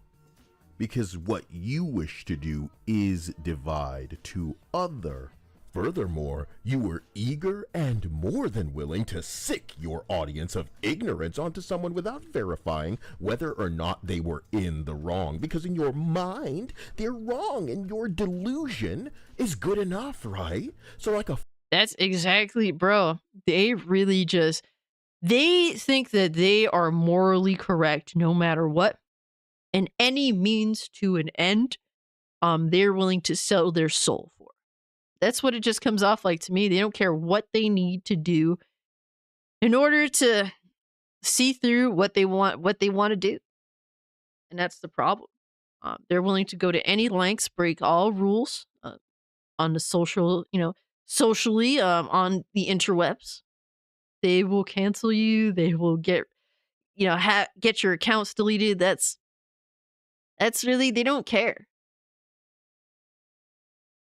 We allowed to check the It's a Gundam video on this? Um, It's a Gundam's video is like 30 minutes. That's the only thing. Otherwise, I would definitely, react to It's a Fucking Gundam's video. comp. But we have But some I'm other sure good you've videos wasted too. countless hours writing articles and talking about not even verifying whether or not it's time for shit to go down. You acted. And we have to assume that you possess the capacity for shame or humility, if only because your self-serving ass has deleted the post now. For what, fear of losing a job? You don't care. Sweet Baby Ink doesn't care about optics. They don't. That's the wild thing. They really just don't give a shit. Any means to an end. Cassie, can I tell you a secret? Promise not to tell anyone. If you say it here,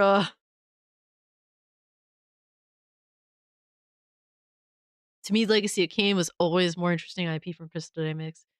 I actually enjoyed Legacy of Kain quite a good bit. Damn, those were the days, man. Fuck, bro. When gaming was so interesting and weird and quirky and fun. And like embraced like cool gothic sort of vibes and shit. Miss it, man. I miss it. Something so nostalgic about Legacy of Kain.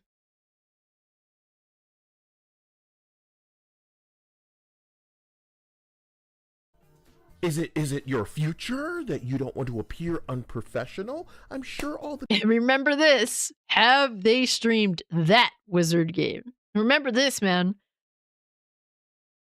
We just simply want to point out what games involve this, this company.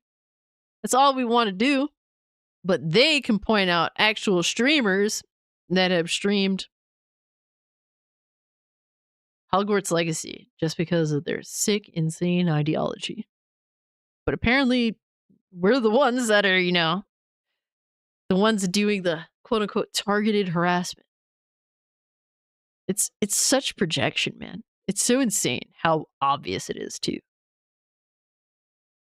people that you hoped would stay in power think exactly like you.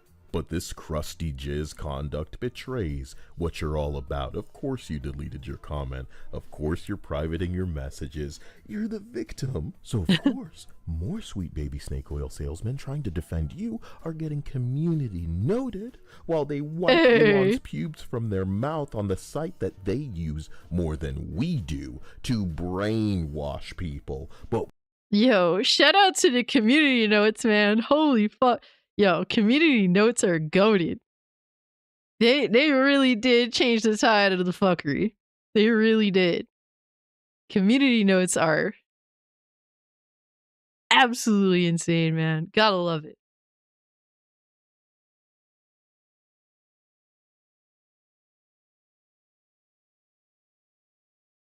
Can we all agree we miss not having politics in video games? Sweet Baby Ink should have never touched any video game. Yeah. I mean, obviously, man, it's more concerning because the stakes are now higher from back in the day, from back 10 years ago. Now they have actual direct influence on how games, narratives, and characters are designed. Back then with Gamergate, it was just, it was mostly outsider. It was an outside influence trying to force their way into the gaming space and browbeat people and companies into adhering to, well, feminist frequency bullshit. And at least they were at the gate. Now they're in the they're past the gate. They're over the moat. They're in the castle. They're telling the king how to make the cake.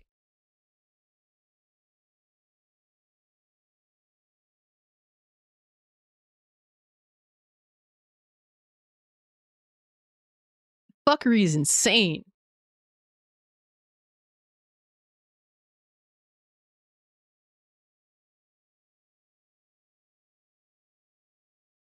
Did I see your secret? Let's see.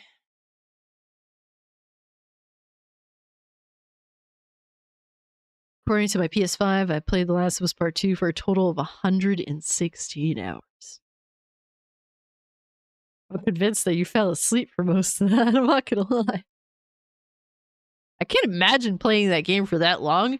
There's no multiplayer. Now, if it was multiplayer, I would have played it for a fuck ton. I probably would have ditched the single player like I already did when I did get the game for half off. Just played the multiplayer. But that was back when I actually would feel like I'd be missing out. You know? Now I just don't feel like I'm missing out on a game when it's on some fuck shit. Like, I just don't care. You know? That's just me personally. I don't feel like I'm missing out anymore. On what? Just to be disappointed, just to pay $70 to be fucking disappointed. I'm good, bruh. When we try to inform, it's a goddamn crime. You do not understand who you've woken up. Demonetizing and coming at men like me will only make me more passionate. Your worlds come crumbling down, staring in a fucking mirror. Streisand effect is in play. We're talking about it. That's a part of it, man. Everyone's talking about it now. The way they've acted has made the Streisand effect come into play, and that's what's going on. So now Sega's joining the fray because people like Sue Babying's influence, like a Dragon Infinite Wealth, Persona 3 remake, and it really is unfortunate, man. They're involved in so much, man. I'm not gonna sit here and say everything, but yeah, it's definitely feels like it sometimes, you know. My game of the year 2023 still you know, safe, absolutely safe from these fucking weirdos. RoboCop Rogue City, baby. Hell yeah, dog. Honestly, they should send RoboCop Rogue City to Sweet Baby Inc. like I can't say this actually. I shouldn't say it. It's like something that would be too much for them. Let's just put it that way. They would overdose on their own salt, seeing all the shit that's in RoboCop Rogue City that they would lose their shit over. It's amazing. RoboCop Rogue City is awesome, bro. Like, that game don't care. It is so good for so many different reasons. If you're a fan of RoboCop, it's amazing. If you're just a fan of games that don't give a fuck, it is also amazing. Like, if you're into games that just blood, gore, destruction, all that, bro. Beautiful. Chef's kiss, baby. My game of 2023. Absolutely. For so many reasons. Yo, Clarence. Good to see you, fam. Hope you're doing well. We are watching a Kyle video. Shout out to Kyle. Check him out if you haven't. Mirror, what could you hope to achieve versus passion, talent, creativity? You exist, clutching the coattails, basking in the shadow of statues that greater men have built. We don't believe that sensitivity and mature products mix. And we'd love it if you just didn't beat us over the head with this gay bullshit for a couple of seconds, because it is compromising the overall purpose of the thing that we are being baited and switched when we pay our money for it, bitch. And that's the wild thing. And now we're dealing with an unprecedented time, guys, where now it is being normalized to sell people on a video game. And then years later, update the game and change shit that may have been some of the reasons why they had initially bought the game to begin with. That's the shit that's insane to me.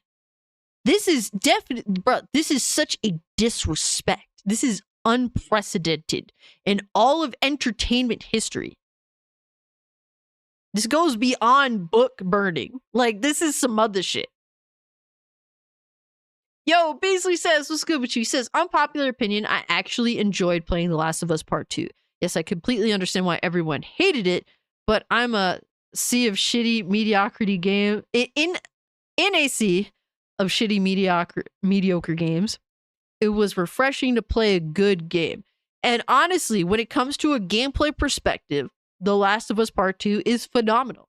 It really is. I can't even fault you for that. Now, I completely understand.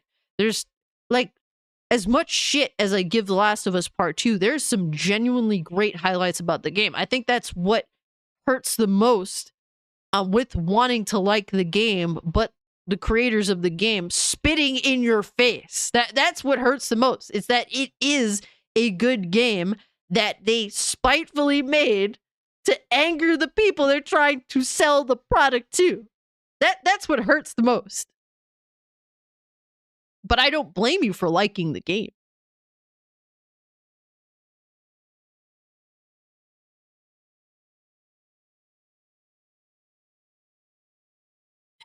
Unforgiven says, Cassie, come on, play more gay games. And look, for a long time, I thought Bayonetta and John were in a relationship in Bayonetta games. I thought that they were. And guess what? I had no problem with it. I actually encouraged it. I thought they'd be a good couple. I mean, they refer themselves as sisters, but they're not biological sisters.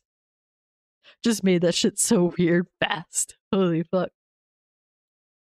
But for a long time, I thought that was the case. Never had a problem with it. I actually thought it was cool because it felt genuine. Genuine, not forced. Scissor Sisters.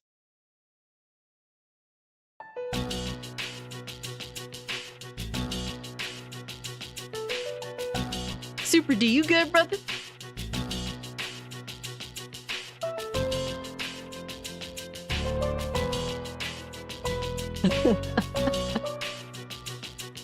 Yeah.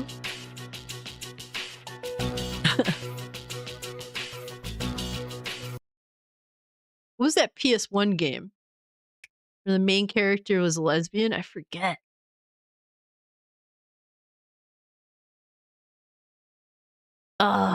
Jim.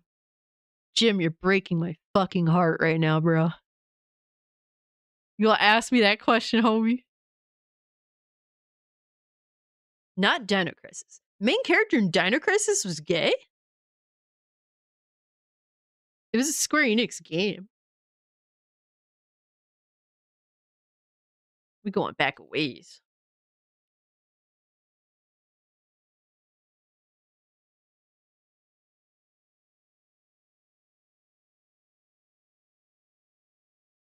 Let me see. Not Parasite Eve. It was another one.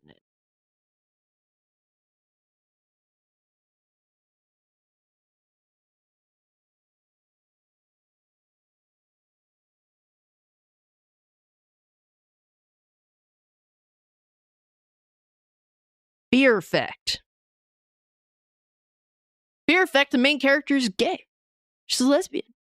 Nothing wrong with it, though. Because it's fucking genuine. Like, it was during a time where you didn't have to put into question, like, is this forced? Or, is this just what they wanted to do and that made the most sense for the character? Hey, Biddy, appreciate you hanging out with us. Have a good day at work. Be safe. Talk to you soon, bro. Have a good one.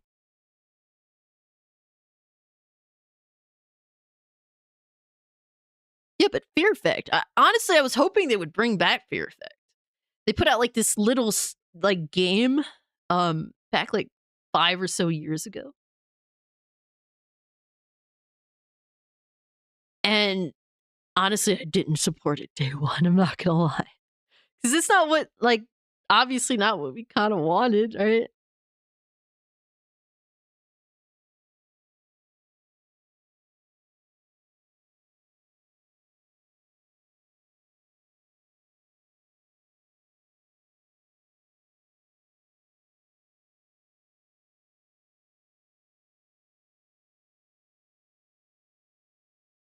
Who's the lesbian? The main character.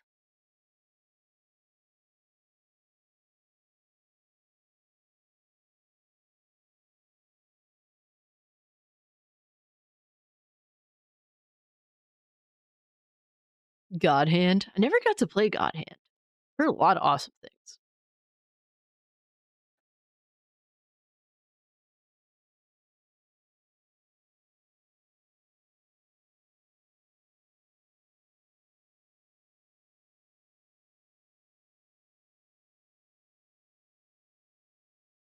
Y'all are just terrible.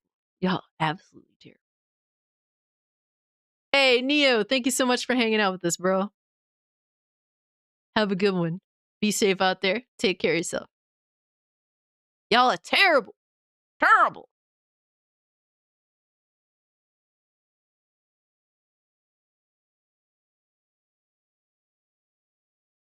You'll just keep giving us opportunities to show you just how much you're not appreciated around here. We're all going to hell. That is a guarantee. Not when you're deliberately trying to impair progress, and in fact are deliberately trying to make us regress.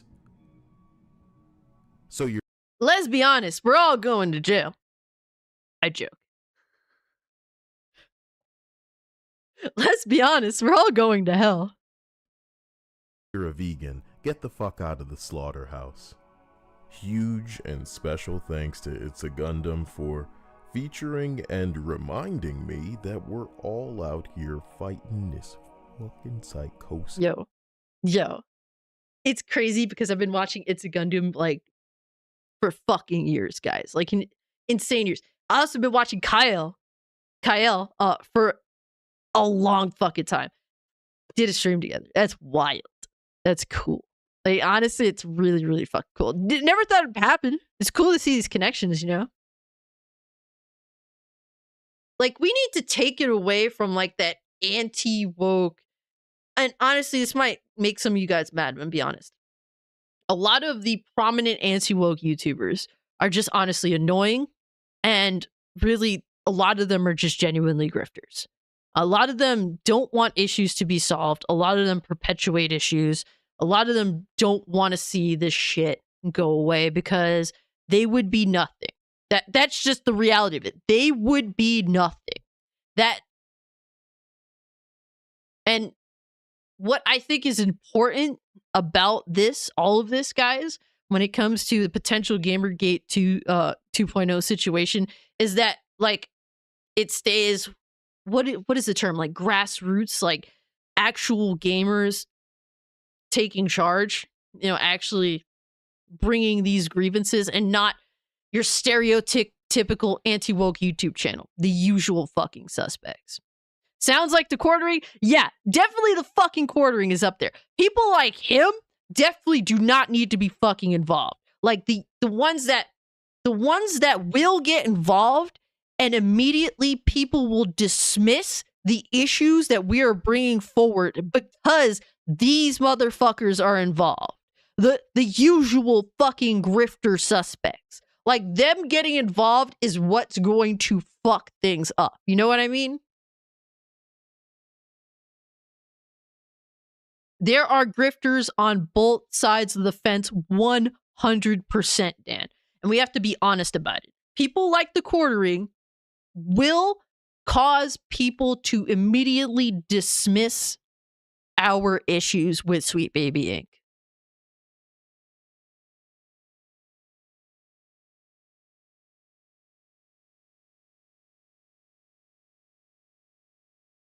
Jim, what are you talking about?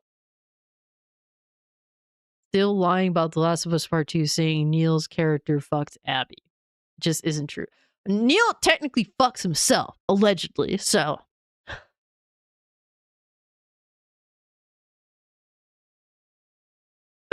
Oh, shit. Speaking of grifters, Ezra's company, Rebel News, are alleged to be this. I'm not. Are we talking about Ezra Miller? It's only Ezra I know.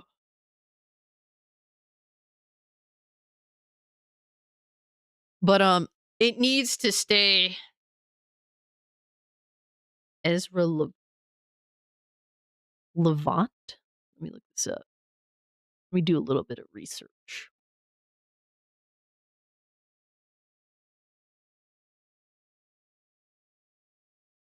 No, no. Who the fuck is this balding old fuck Winston Churchill wannabe? Am I looking up the right person?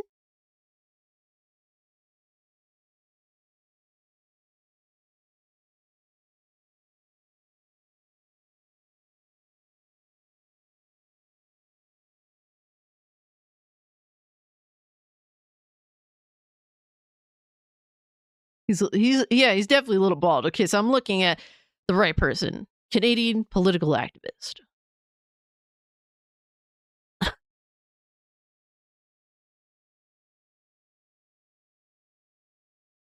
what they kind of came off like when I first got an unfortunate first glimpse at the individual.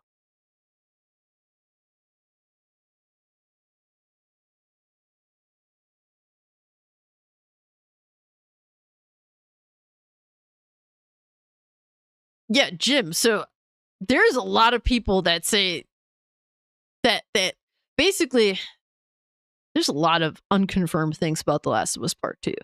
There's definitely a lot of theory-based things surrounding The Last of Us Part 2.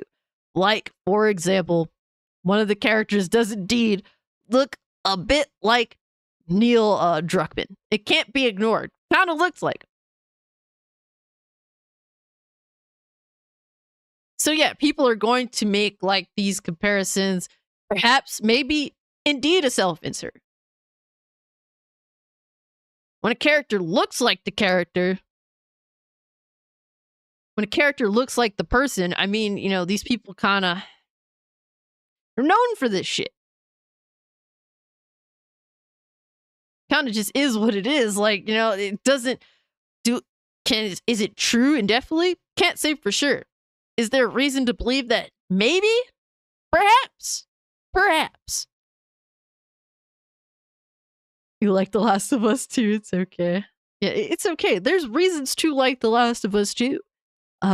There's reasons to also hate The Last of Us too. An argument can be made for both sides. It's okay. It's okay. You're safe here. Promise. You are safe here. Yeah, exactly. If you like the game, more power to you.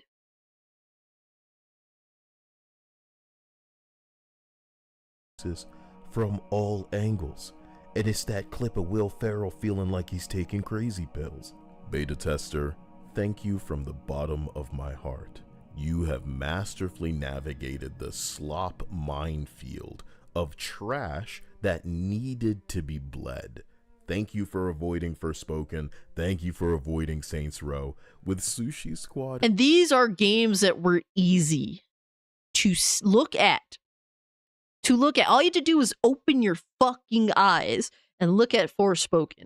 Look at Sushi Squad. Look at Saints Row Reboot and say, yeah, these clearly look like dog shit. And to the motherfuckers that say, well, did you play it? Did you buy it and play it? I don't need to buy and play something that clearly looks like fucking dog shit. Look, I've been gaming for a long time. Some of you in the chat have been gaming longer than me. There's definitely games out here that I can look at and say, oh, this is not going well. This is clearly not going well. And if you can't look at Suicide Squad, Forspoken, I'm talking about at launch. A lot of people are saying Forspoken is a better game now.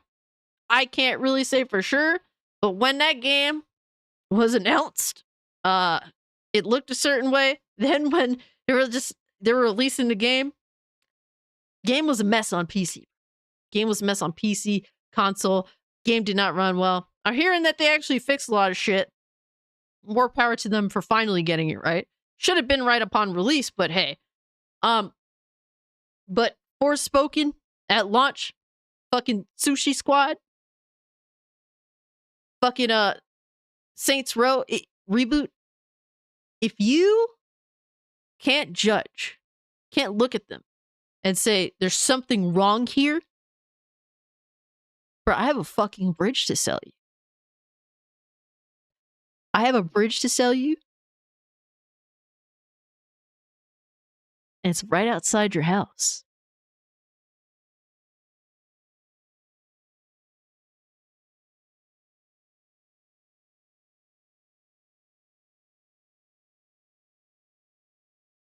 $76 likes, baby. Can we hit bro, can we hit 80? Is it possible? Holy shit, you guys are fucking beasts, though. Guys are literal beasts. Much love to you guys, for real. Much love. Appreciate y'all. Yeah, exactly. Why do I have to commit $70 of our money, my money, your money, just to be right on something that clearly anybody with basic knowledge of gaming, a basic fucking eye, being able to judge on fundamental gaming, gameplay, dialogue, character design.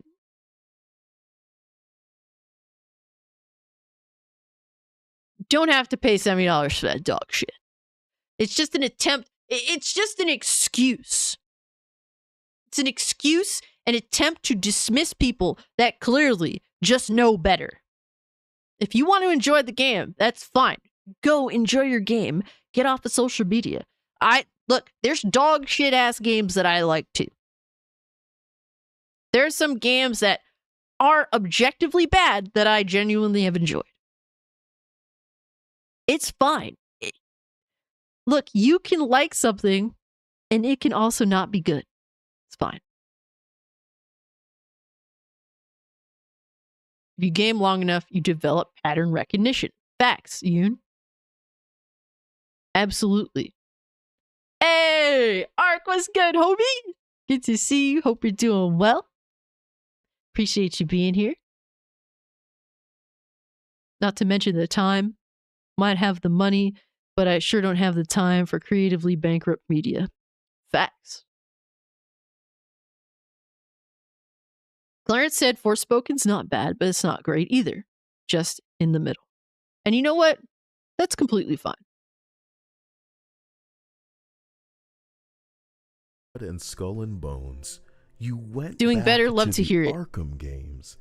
Keep on the positive, Ark. Assassin's Creed Black Flag, to have the numbers show in these decade-old properties that people prefer the old. So when Alex from Digital Foundry jumps up with his gay preference to say that he finds women distracting and unappealing and a product of a bygone era and not flattering in a good way, okay, my nigga, you don't represent the majority. I'm speaking on behalf of the niggas who could make something real profitable. So when you see these racist ass motherfuckers talking about how...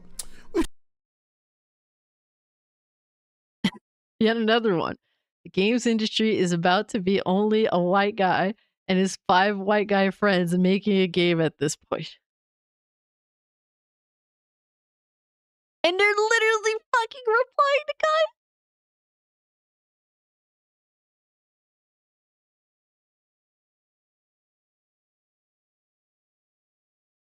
Can someone verify that her racist tweet was deleted? They are bold as fuck at first, man. It goes to show that these people are strictly fucking emotional. They are entirely emotionally driven people. Entirely. Because they end up deleting their tweets later and realizing, oh man, I said something really stupid out loud that was definitely supposed to remain a secret.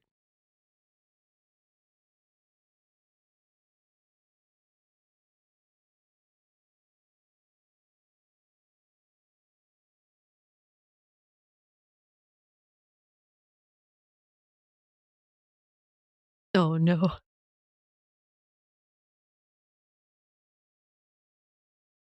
It's just gonna go back to being white people.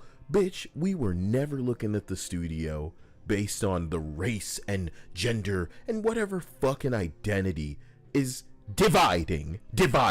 That's what y'all do. You would never have this to say about an all-black studio, an all-Asian studio, and it's because you're fucking racist. It's sad that you need that communicated to you. And look, guys, I don't know if you can, tell or not. Kyle's a black dude. It's a black dude just being fucking honest about it. That's just what it is. You're genuinely fucking racist. You hate white people. You're sexist because particularly you like to force this hate against white men in particular. All right, Red Chaos, thanks so much for being here. Yo, Dante, bro, what's good with you, fam? You actually you put out a tweet earlier, and we talked about it. Let me see. Do I still have it up? Yeah. Saying shout out to you. Appreciate you being here.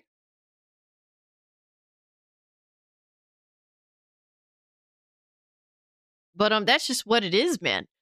You know, it's not like we're trying to white knight for anybody in particular, you know? But blatantly, you have this disdain, strong hatred towards white people, mostly to white men. Of course, bro, Dante, hope you're doing well. Dropping truth bombs, it's facts. But what a shame. It may be something you never understand. We were operating under the impression that many of you were just being willfully ignorant and conveniently accepting this manner of stupidity, but some of you may be this dumb, and you're so sensitive that all of us in your life are effectively J.K. Simmons, so we can't fucking speak. Because it wouldn't only get us catapulted off these platforms, but whatever happens to you would somehow be our fault, because regardless of it just being influence. Oh shit! Oh shit! There's an Alex appearance.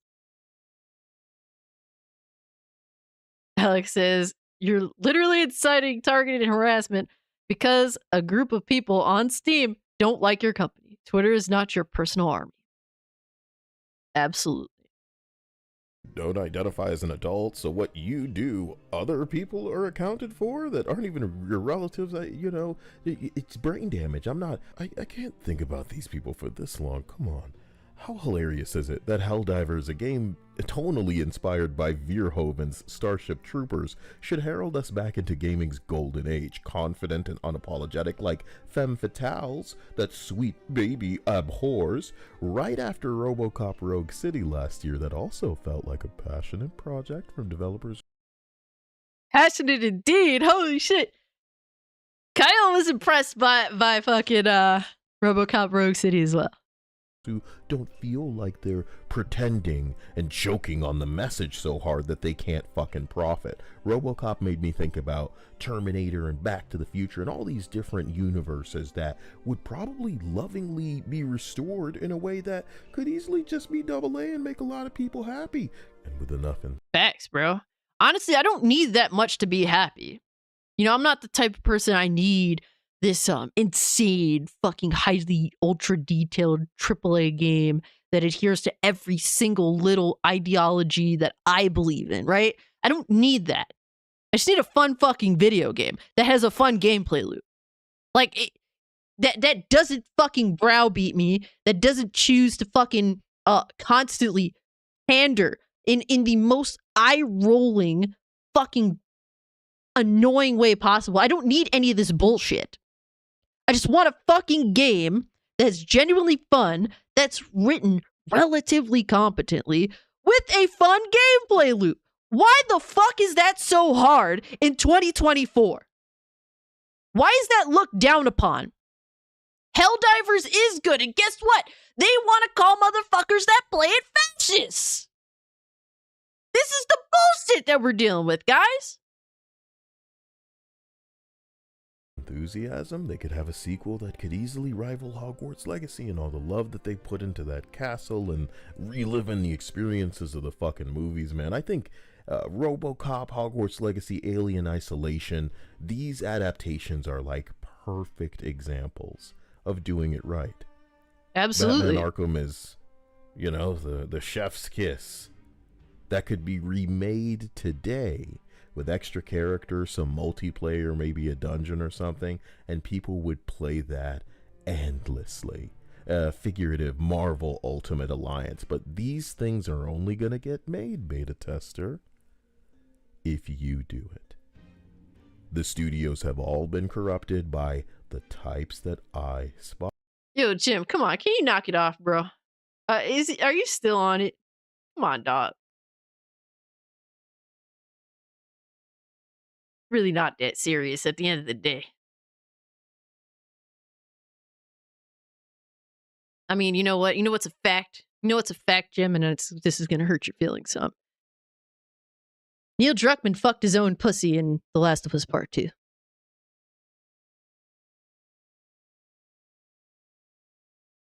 Sorry to have to inform you. This hurts your feelings.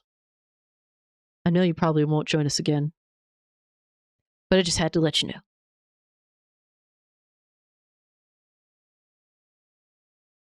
I'm sorry. Spotlight, and they're used to whining to get their way instead of doing anything to earn it. There will be sweet babies by other names. There will be ESGs by other names, but you can navigate that storm by setting your watch to people you can fucking trust, because AI will and is currently being developed that will out charisma. Peace out, Hypno. Appreciate you pulling up, bro. Listening to these days, and the Big Army Unite, indeed. Hell yeah. To push the bar even Big lower, Army so forever. Like TikTokers can step over it now. You are in an arcade. You hold the coins. Where you choose to spend them will determine what machines stay and what machines go. Gamers never lost control.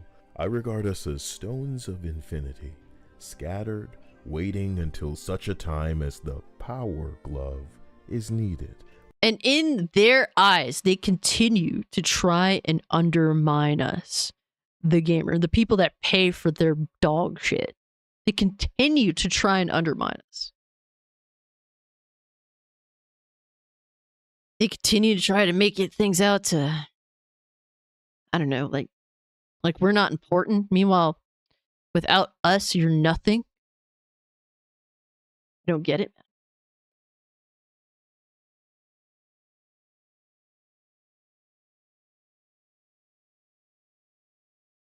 Akuma Productions Music Group said subcast.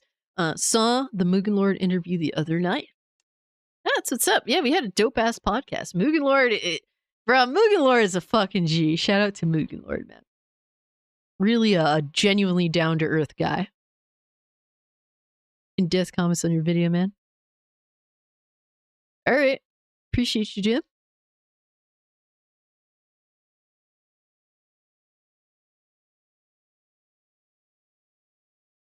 Take care, Jim. Have a good one. But L Opera, I can't follow your kick. It's all good, Aurora Core. Appreciate you being here nonetheless, though. No worries. Div comment incoming. Oh no. Mugen Lord is fucking dope, Dante. Like you talk to that dude, you're just like, he fucking gets it, you know? Like, he really is a genuine guy. And he's got a lot of stuff going on and a lot of stuff that, honestly, I think that you know, when someone is destined for big things, I think that Mugen Lord is destined for great things. So definitely got to support the homie, right? We're headed towards gaming's new ET in a landfill moment in the West. So if anyone caps for trash like Sushi Squad and Sweet Baby, mark them, man. You deserve to be entertained. You deserved what you pay for functioning. Absolutely. Stop letting these sloppy little soy-soaked fucking douchebags fill your mind with all of this cringe. Hogwarts Legacy, Pal World, Helldivers 2, Stellar Blade. T-Gap was good, homie. Never had easier ways to. T-Gap, Steve says, dropping in from work to give a like to the personal human of the great Lord Ziggy. Saturday lacks BDE without you, Cass. Man, I miss it. I miss it. T-Gap, appreciate you being here and hanging out. Just stopping by. Means a lot. But yeah, I do miss hanging out with y'all, but y'all doing some great ass things, and I love to see it, man. Love to see it. Deadpool and Wolverine movie this summer. I don't know how to perceive that. Sent Revez Gaming. I'm sorry if I didn't Didn't quite get your name right. I'm trying. I'm terrible at names, but I do try. Level 10, you win the new Saints Row game. Oh god. Ugh. What a quote unquote gift. Push the industry's buttons. Keely and his jury of woke can act like people played and cared about Alan Wake, but their purpose is to cater to, feed, and report on us. Ya hear me, Keely? Like, comment, and subscribe, and I'll try to make sure. Yo, Kyle, speaking of facts, bro. Michael Wells is asking, question, did anyone pre-order Final Fantasy VII Rebirth Collector's Edition? So, Michael Wells, I actually have a close friend that pre-ordered. And, unfortunately, they're having issues with getting it. So, I don't know if you're in a similar situation, but I know that he is highly upset. So, yeah, you're in the same situation. Is it like a UPS issue by chance? Because that's it. You know, I haven't talked to him since yesterday, but that seemed to be the case. Did they give you an update, like as to what's gonna happen yet, or are you still waiting? Because I know he's still waiting. No, because it's not on PC yet.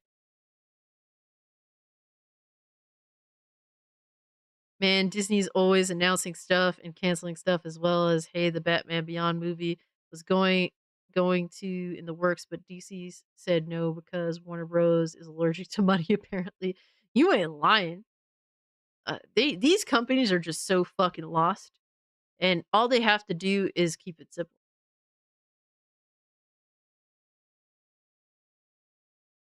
Oh shit.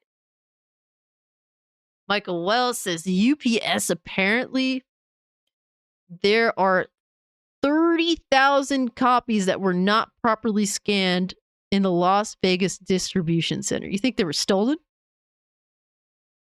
Hold on, I gotta actually update my buddy. He may have already gotten this information because he is like a bloodhound in investigation and holding motherfuckers accountable. Like he's or forcing motherfuckers to hold themselves accountable.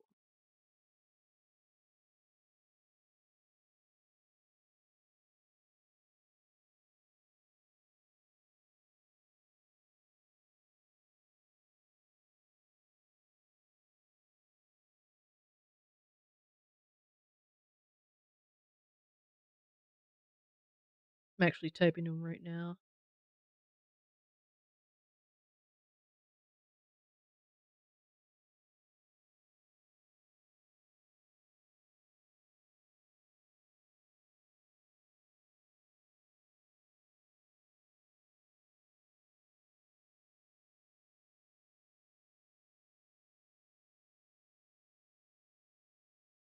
I know he is so pissed. That was like one of the most highly anticipated things he was looking forward to, that collector's edition, because he got the collector's edition for Final Fantasy VII Remake. He obviously wanted to continue the trend that he was on. No, they say they have it there. It's a Reddit thread. Folks are talking about it. Okay, that's good to know. I'll send him that. I will relay him that as well. Appreciate the update, by the way, because I know that he's fucking pissed. So at least maybe he has some answers now. But thank you, Michael Wells. Appreciate that. I do hope that you do obviously get your collector's edition. That shit sucks. I hope everyone that paid all that money, it was highly anticipating that, obviously gets their copies, man. Because that I would be fucking pissed. I know people were pissed when Resident Evil 4 collector's editions got canceled by like GameStop. Oh man, I had a buddy that his got canceled. He was pissed, bro. Your brother pre-ordered it? Dang. Yeah. Yeah, I hope that your bro gets it soon, man. That sucks. I would be fuming, dog.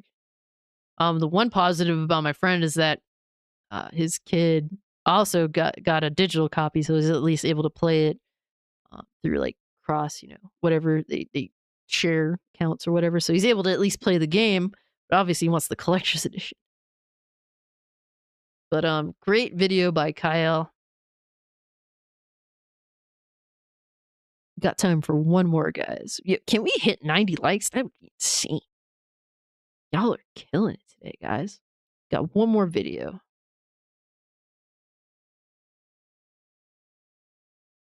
Hold on, actually, let me see something quick. Oh yeah, here's something.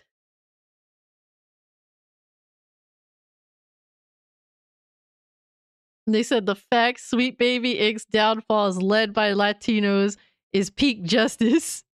It said, you took everything from me. And the Brazilian says, I don't even know who you are.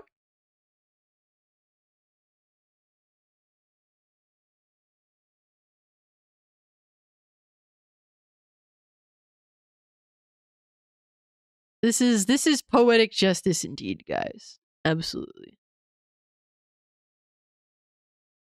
But so Lego butts, guys. Felix Kramer. This is an employee of Sweet Baby Inc. I don't know what rankings they're in regards to their employment. I don't know if they're a manager, if they're higher ups. I would imagine that they are, because they definitely have a lot of influence. They know people. Some interesting individuals, some old nasty motherfuckers that rear their head. But this is an interesting watch, guys.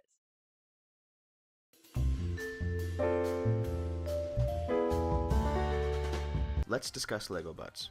Here's the background. Maya Felix Kramer, aka Lego Butts on Twitter, is a Vancouver resident.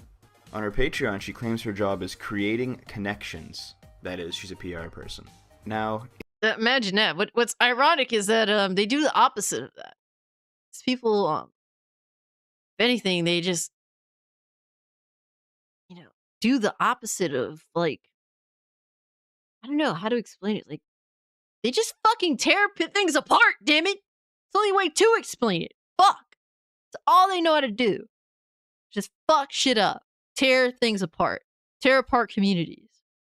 Keep people from being able to see, from being able to at least see each other's side. They don't want that. They want us to be bickering with each other. That's the sad reality of it. It's part of keeping us from unifying. That's seems to be what they're all about, man. Sadly. in the Internet Aristocrat's latest video, he mentions Maya in a few interesting ways. We know Maya works PR for many indie devs, including Zoe Quinn. We know Maya works PR. Zoe Quinn. Big name from OG Gamergate. The name from Gamergate. YouTube did it upgrade. Didn't know this was like TikTok. Yeah, they did add that little feature on the side there. Yo, Delta, what's good with you, homie? Appreciate you being here. PR for Silver String Media, a group that's backed by Anita Sarkeesian. We know she helped Zoe dox and DDoS the fine young capitalists. You know, that group that wanted to promote women in gaming, that wanted to make women's games and then donate the proceeds to charity? Oh, and then Zoe Quinn took the idea after getting them blacklisted from gaming media? Yeah. These are the type of nefarious motherfuckers that we're dealing with, guys. And you know what, man? I encourage everyone in the gaming space, not the anti-woke YouTubers, the ones that are like the usual suspects, like not those. Those are the people that will indeed F up everything, all of the momentum that we could possibly have. They obviously will get involved because they're grifters at the end of the day. They don't care if being involved in this will indeed ruin our medium. But I encourage all the gamers, like the actual grassroots gamers, to really just fucking reject this bullshit and call it out for what it is. You know? Like the average everyday gamer. That's what's important. You know, what to do. Yeah, like honestly, it's first and foremost communicating this information. And communicating to these companies that we do not want this bullshit in our video games. We don't want companies like Sweet Baby Inc.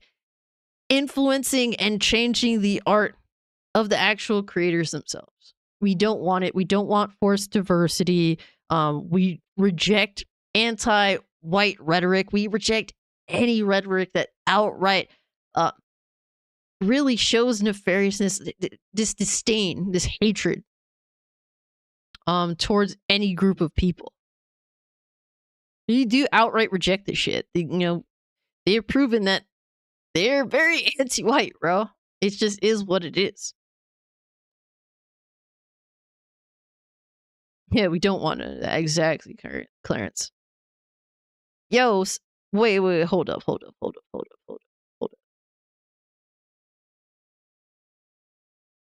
Holy shit, dudes. You guys are fucking beasts. Holy fuck.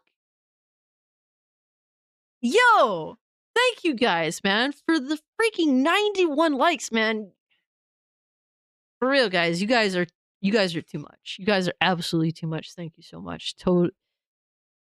I'm so appreciative, and I always try to, communicate that with you guys. Hey! Yo, Cap, what's good, fam? We got the man, the myth, the legend himself, the dude that fucking didn't give a fuck and stood up to this annoying ass company that really is making games shittier. Shout out to the man in the chat. Matter of fact, let's check out Sweet Baby Inc. Detected. Let's get the update. 94K. That's Cab's curator page right there. He made that. You know what? Like watching your stream with Fertanga Plays, like honestly, I'm like, this is just the average everyday gamer, man. Just saying, like doing honestly something so basic, nothing crazy. And it's like what's important is like you did nothing at all bad. You just simply took public information from Sweet Baby Inc. themselves and made a curated list on Steam. That itself is really, that's not what I'm grateful to you for. What I'm grateful to you for is that when you got pushback, you did not bend the knee. You held your ground. And that means so much because so many people bend the knee. And that it hurts us all because the average everyday person is on our side. And when we see the people like giving into this stuff, it really does hurt. It hurts us. It hurts our morale towards this stuff, you know? Yo, and we support you, Cab. Shout out to Cab in the chat, man. And you know what? Hold on. First off, guys, if you haven't, I have, I put the link to the Steam curator page in the chat a couple times. We're going to do that again. So if you haven't join us, all right? And let me get Cab's Twitter here.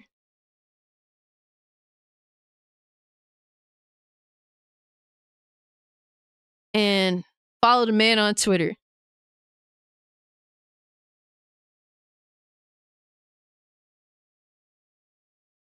Fucking Brazilian Rambo. Let's go. Nah, I gotta support, you know?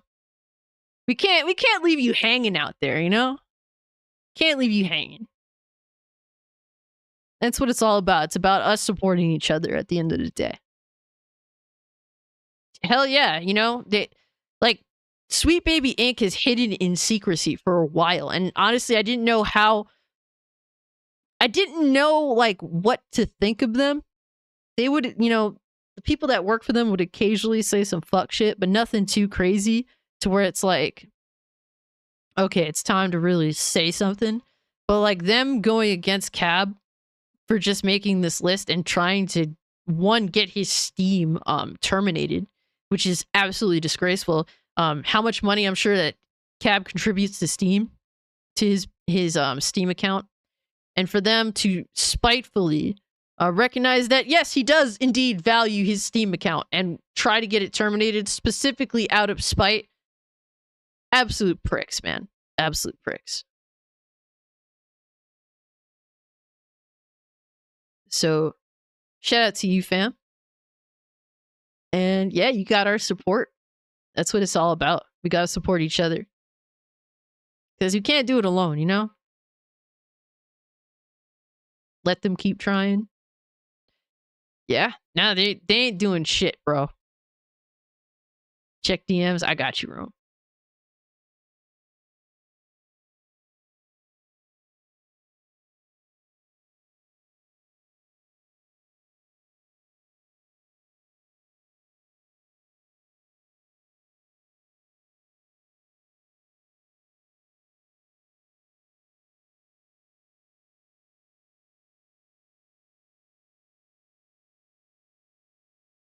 Oh no.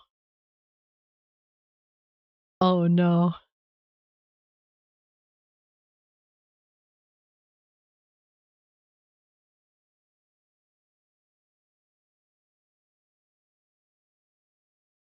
Wait, homie's mad because Cloud doesn't get wet when he jumps in water.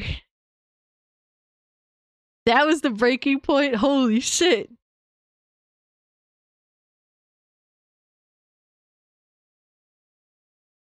Oh no. Oh, the salt must flow. Holy shit.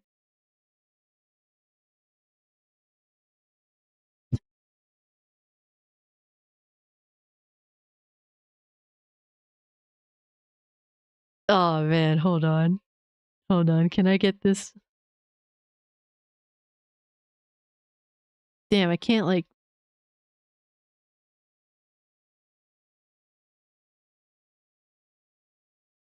Oh shit. Yo! What the fuck, dudes? Like, this is the first time, honestly, I've ever hit 100 likes live.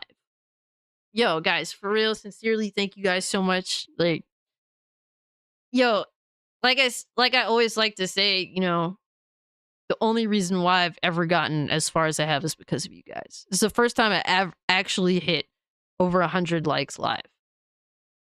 And I, you know, I, I appreciate you guys for real. 110, yo, y'all pushing for 110. What the fuck? Yo, y'all are beasts. Holy shit. Appreciate the sub, Eddie Brock. Hope you're doing well. Yo, you guys are fucking beasts. Holy shit. Now, yo, I honestly, I owe everything to you guys, man. For real, for real. I would not be anywhere in regards to YouTube, in regards to just, you know, all the good times that we do have, just hanging out together and shit. I wouldn't have that if not for you guys. So thank you. Hey, appreciate you, Sweden. Yeah, like gamers need to stick together. For real. Big facts. Hey, Elise Benz, thank you so much, fam. Appreciate that. No, you guys are far too kind. Honestly. Like, I don't know how to say it, you know? It's like one of those things where I always try to express my appreciation. I always like I most of the time I don't believe that people actually want to listen to me talk. Yeah, I imagine I'm pretty annoying. Lobo Gaming says we'll be at 100K by tonight. I think it's even before that, to be real with you. Let's see. Let's refresh again. Honestly, man, with the Streisand effect, we're gonna shit keeps popping off. Shit keeps popping off.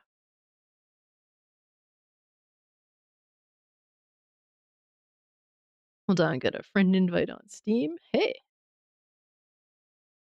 Yeah, guys, by the way, if you guys want to be my friend on Steam, you're more than welcome to. At least try to extend that to you guys. Because, guys, I constantly say I ain't shit. Just your regular average jerk. But I appreciate you guys, for real. You're pretty cool for a gay wad.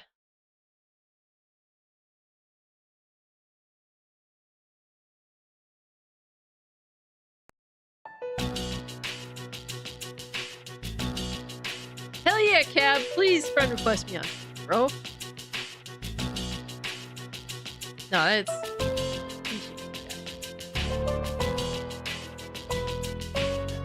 Hey, the homies is pulling up. Yeah, baby. The homies is pulling up on Steam. Fuck yeah, dog. Do you think The Last of Us 2 winning the Game Awards was the warning sign to come? Of the fact that that piece of shit game won over Ghost of Tsushima, Game Awards can fucking... They can suck all the cocks in hell. Flat out. Over Ghost of Sushi? Like the true good sushi, not that garbage Sushi Squad garbage? Like we had, bruh, Sushi Squad, dog shit. You know, straight up just pure dog shit. Suicide Squad, doo-doo. But like, bruh, Ghost of Sushi, that good sushi from a fucking amazing restaurant. Totally different. It's like Sushi Squad is like getting that expired sushi from Walmart. Then Ghost of Sushi, it's like you go into the best fucking sushi spot, you know, in the city.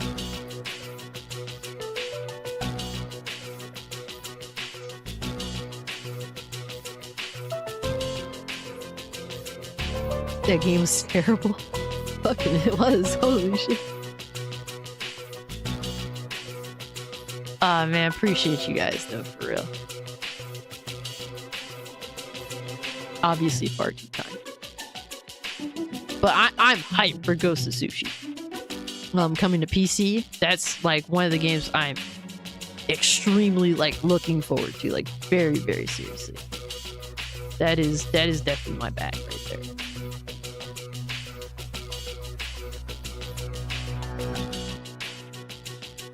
Rise of the Ronin, can't wait.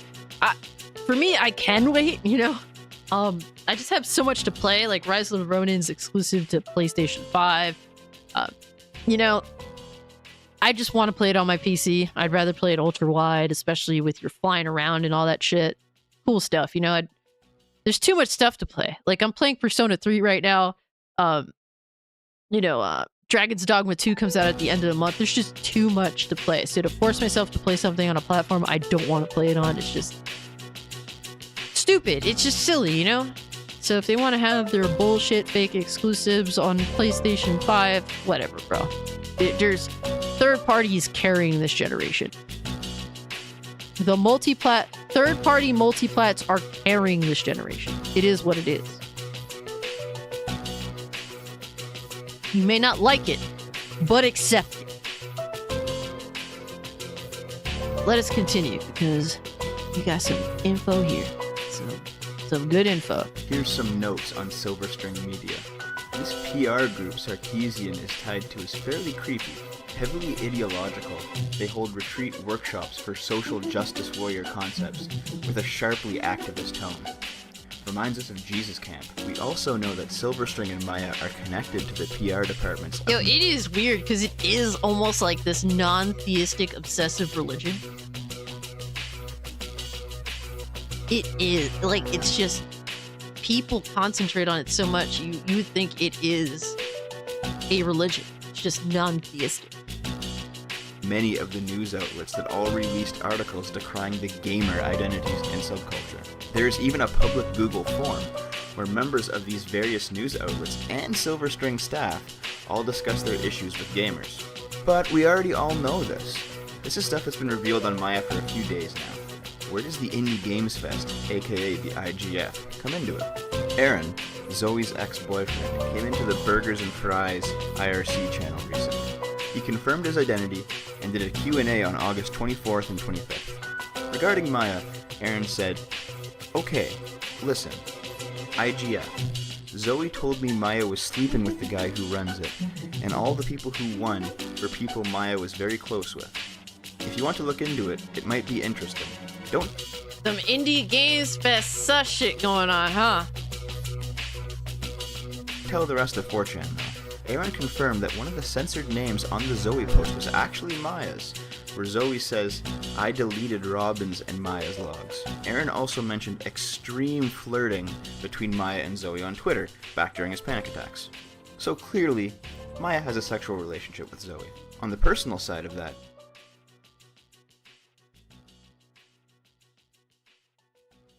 Very personal relationship with Zoe Quinn. One of the individuals tied to Sweet Baby. it's fine. It's nobody's business. On the professional side of it though, Zoe's having sex with Maya, her PR agent. Weird, but fine. Zoe's having sex with Maya, the PR agent for Silver String Media, and by extension all of these news outlets. Not fine. If you thought the Nathan Grayson connection was tenuous, alright. Having sex with a member of the PR firm working for the outlets meant to report on your work, that is a direct connection. Now, These people are, like, nefarious and shit. It is wild. let me bring this all back around to the IGF. We already know 110? 110. You guys are insane. You guys are mad. Like, you guys are the fucking bomb. Holy shit. You guys are beasts. Maya's not exactly a reputable individual. Shout out to y'all. Holy What fuck. with all this Shout out to y'all in conflict of chat. interest going on around her. Let's meet Brandon Boyer, the chairman of the IGF. Through Aaron, Zoe Chairman spoke of the IGF? Maya's sexual relationship with Brandon. The many, many flirtatious tweets sent between Maya Felix Kramer, aka Lego Butts, and Brandon Boyer, aka Brandon with 3 N's, all point to a romantic, or at least a close platonic relationship. Now, I'd like to see... Yo, so, this butt chick, she, I think she had her cheeks spread quite a bit. I could be wrong, but that's what it sounds like to me. The time to note that August through December is the IGF's nomination period, and January through March Y'all is the popping off IGF's today, judging holy period. shit. When do all of these fraternizing communications take place between Maya and Brandon? Throughout all of it, from before the IGF opens to after the finalists have been picked. Having the chair of the IGF in the pocket of a woman working in PR for Silver String Media, a company that represents indie games? Strike one. We know that the winners and finalists That's of the wild, IGF bro. are friends with both Maya Kramer and Brandon Boyer. Not just from Aaron's word of mouth either. Yet They're showing you all this shit. Yo, they did all this investigation, bro. That is wild. it's publicly known that Maya is the PR rep for Bruh, do you know that 4chan is full of, like, high performing autistic people that are really into this shit? They make the CIA look like a joke, I ain't gonna lie. Holy fuck. Cannot deny, right? This is wild. for the Stanley Parable, which won an IGF award, but that's only one link, right? Well, hey, Maya, you want to discuss a launch party of Crypto the Necrodancer with its dev? Alright, cool. Oh, Brandon, you want to cozy up to another member of Necrodancer's staff? Awesome. How was that party night you and Maya had, Brandon, with a dev that Maya does PR for, and you're supposed to be impartially judging? Was it fun? Speaking of judging, how is judging handled in the IGF? Well, maybe this Gama Sutra article can shed some light on the subject. Today, we're happy to announce members of some of our discipline-specific jury panels. These panels, composed of game industry professionals, notable independent game developers, and former IGF award winners, will determine the finalists and winners of the various IGF 2014 awards. Well, I feel incredibly enlightened after reading that. It's rigged, boys and girls. It is rigged. Holy crap, to the highest degree. What? What does this mean? What is the vetting process? Does Brandon Boye just choose his friends? Is the notability factor for notable independent game developers referring to how much you suck up? The truth is, nobody but Brandon knows how the IGF judges are selected. And I'm not the first one to complain about this. An article on the Rotting Cartridge, posted on February 22nd, 2012, describes one indie team's absolutely horrendous IGF experience. They describe how, of the 8 judges that were assigned to their game, 3 didn't play it, 3 played it right at the end of the deadline, and all but 1 judge didn't play the game for more than 5 minutes. These motherfuckers don't even play games! This is my point! It's always 8th gen gamers are motherfuckers that don't even play video games, that are trying to tell us what to do and what should be in video games. Yo, get these people the fuck out of here, bro. Get them the fuck out of here. Put them in the fucking bathroom. So it's a fucking joke, man. Oh, and the only reply they got from anybody over at the IGF was when they considered going public with the info. Classy, Brandon. What would really make the IGF a shit show, though, is if we could somehow link Maya's parent company, Silverstring Media, back to the IGF finalists and winners. I mean, at that point, we'd have Maya doing PR for news outlets covering IGF, Maya doing PR for indie devs either entering IGF or assisting with IGF, Maya fucking the IGF chair, who, by the way, with the lack of judicial oversight, seems to have total control over who wins the IGF, and Maya's parent company directly tied with IGF winners. But there's no way they'd ever allow themselves to get that entangled, right? Oh, wait. Silverstring Media's CEO, Lucas Johnson, wrote for the game Extra Solar, which made IGF finalist, as well as for Crypto the Necrodancer, another finalist. And who helped? I have that game.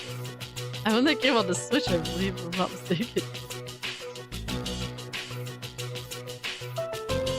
Wait, hold on. Y'all still... Y'all understand, bro. You're hammering this button like it's chop meat, guys. Holy shit. Y'all good over there? It's supposed to be a peaceful Sunday. Gamers gonna game. I guess so, right? Hey, whatever gets the job done, I guess. Alright, noob. Totally don't have to. Thank you so much, though, bro. Hold on. Hold on, 1 sec.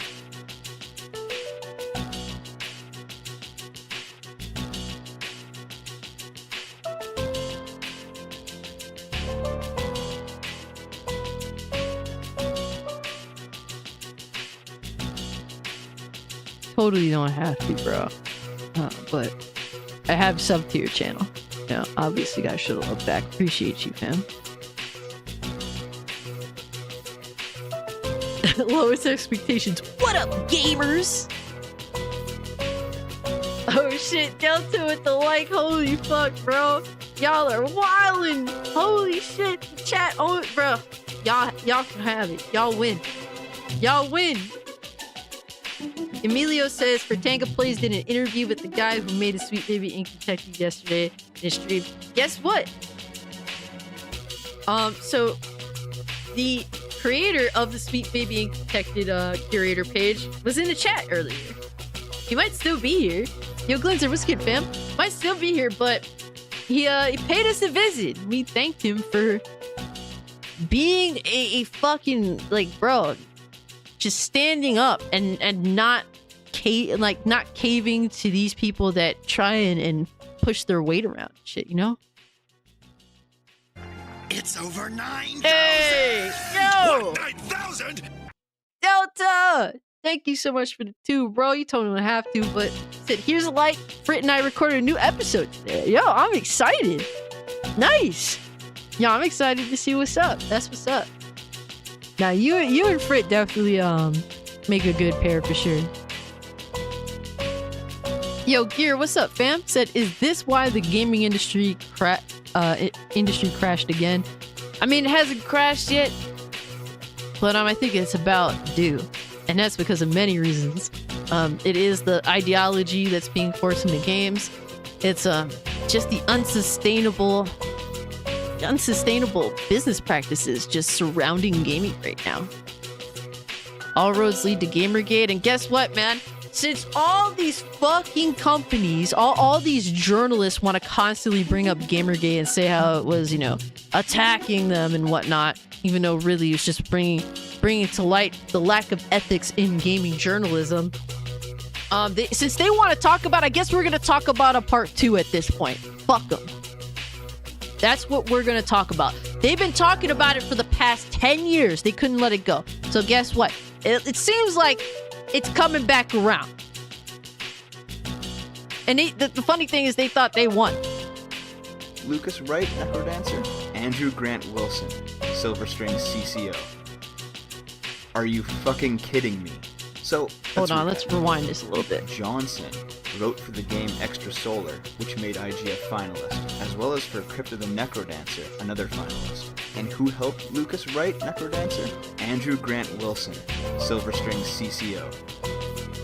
Are you fucking kidding me? Wow, so, you gotta be fucking joking, bro. We don't know how the that is IGF wild. Are judged. How much more obvious can it possibly be? We know Maya Felix Kramer, a PR worker for Silverstring Media, has a romantic or sexual relationship with Brandon Boyer, the chair of the IGF. We know both Maya and Brandon have close friendships with many of the IGF's finalists and leaders. And we know that Silverstring staffers also work on the games that placed in the IGF's finalist and leader positions. You know who else might like to know this? The people who didn't win the IGF. The people who aren't friends with Maya, or people got robbed. Because clearly it seems as though, allegedly, it's all rigged. Don't work with Silverstring Media. I know if I was an indie dev and I paid $100 to enter my game into the most prestigious indie contest of all time, a contest in which several $1,000s of prize money is given out on an annual basis, a contest in which the winners receive large boosts in press coverage and sales, only to later find out that all the winners were friends and colleagues with the girl fucking the IGF chairman, I might have a few inquiries into the validity of the IGF itself. Don't you think that, say, the IGF's... Vanya, what's good, fam? Hope you're doing well.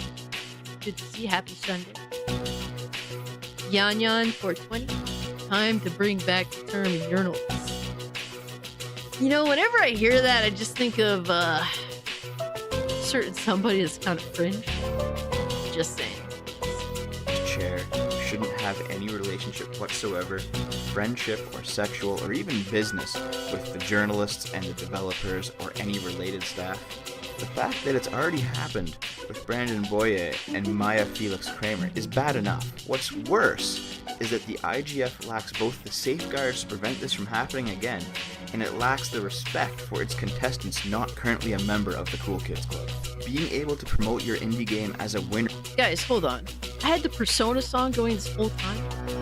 Fuck. I couldn't hear it.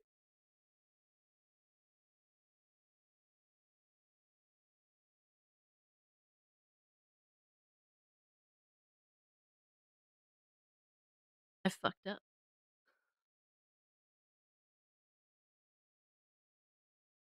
Wait, I have to take 115 shots? Holy shit, I'm going to bed.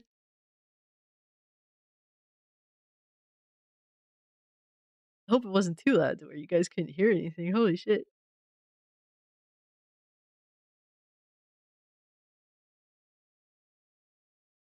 Ableist shitlord.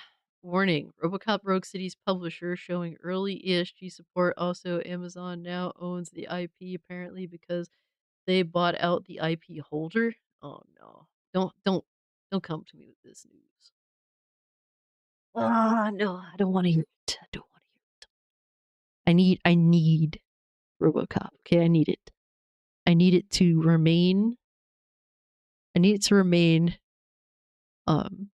you say it? Not tainted. Okay, let me have Robocop, damn it. Yo, Nightcrawler, what's good, homie? Hope you're doing well. Don't tell me that. I ain't trying to hear that shit. Not about Robocop Rogue City, okay?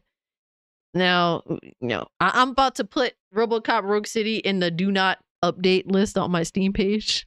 Because they might update it and put some weird stuff in it. Holy crap. Don't tell me that. But Spectre, happy Sunday, fam. Hope you're doing well. Appreciate you stopping by.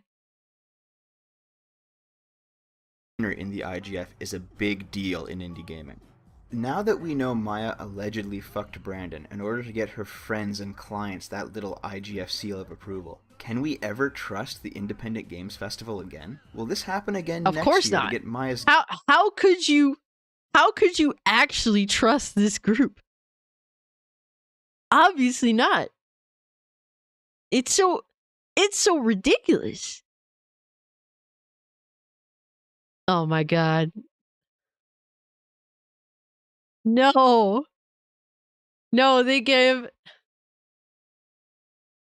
Ann Lewis the mega jaw. Holy shit, it's over. gaggle of new BFFs, the Indie Games Fest 2015 shiny sticker? Will all of the next year's IGF contestants not fortunate enough to be in Maya's little club get screwed over yet again? So that's the Indie Games Fest for you. If you're an indie dev who didn't win this time around, well, don't worry about it. For next year, just slap some lipstick on. I hear Brandon likes smudges around his shaft. Hey, yo. Like women killing video games because it was like a bunch of women talking about. Yo, how is it that, bro, like, not to be an asshole, but this is what y'all went for? This bitch.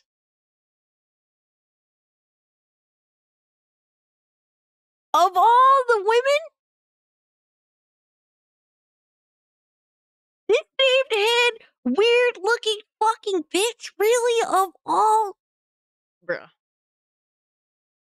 Yo, I gotta keep it real with y'all dudes. Y'all are desperate as fuck out here. This is what you settle for in an entire conspiracy. I can at least understand if you risked it all for a bitch that's like a 9 or a 10. This chick is like a 3. You risk it all. Everything. Your fucking self-respect. Your trust. Your integrity for a fucking 3 at best. On a good day. What the fuck is wrong with y'all? What is wrong with y'all? Nah, son.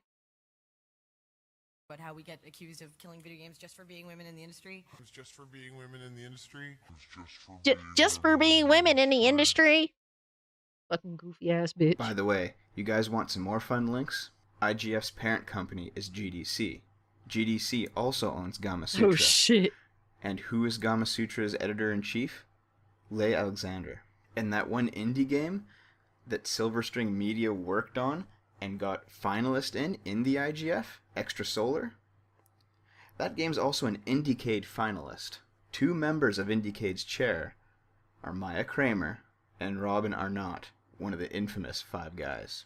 Bruh, Why does it seem are like you everybody fucking kidding is me, in bro? on everything in the indie games community?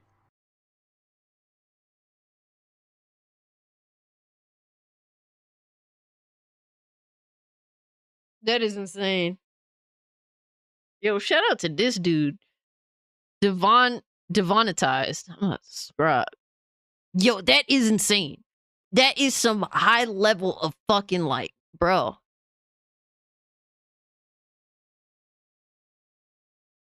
$5K more to go. The curator is at. Hold on. Let's update. Let's update Sweet Baby Ink Detected. Hey, yo, officially 5,000 away. Guys, if you haven't,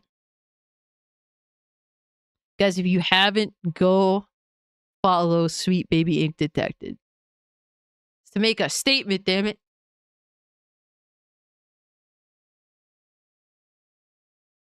Yeah, maybe just like I'd predict maybe like 3 hours. I don't know, man. 3, 4, maybe 5 hours at most. Wait, hold on. Y'all trying to make my numbers go up like Sweet Baby Ink Detective's numbers go up. I can't. Yeah, you guys are insane. Like, you guys are bruh. Y'all too much. No, definitely not YouTube famous. No. I don't think I want to be that. Real talk. Holy crap. You know how much that ruins people? Easily.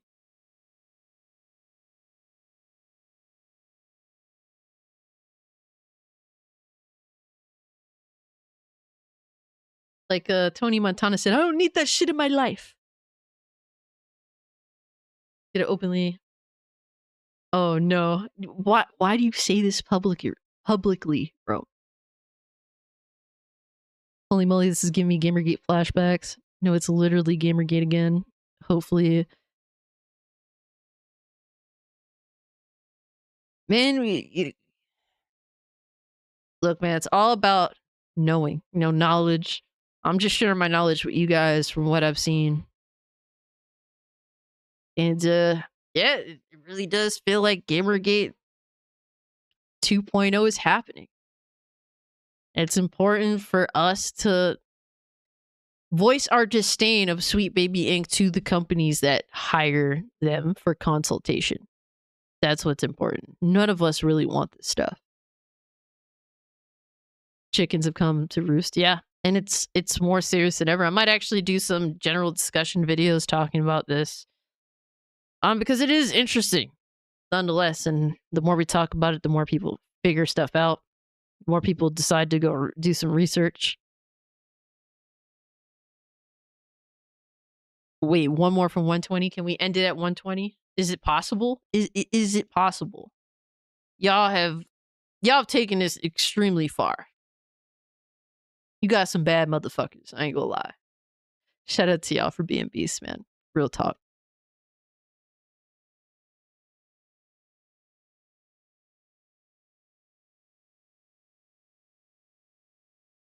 Just won't buy it.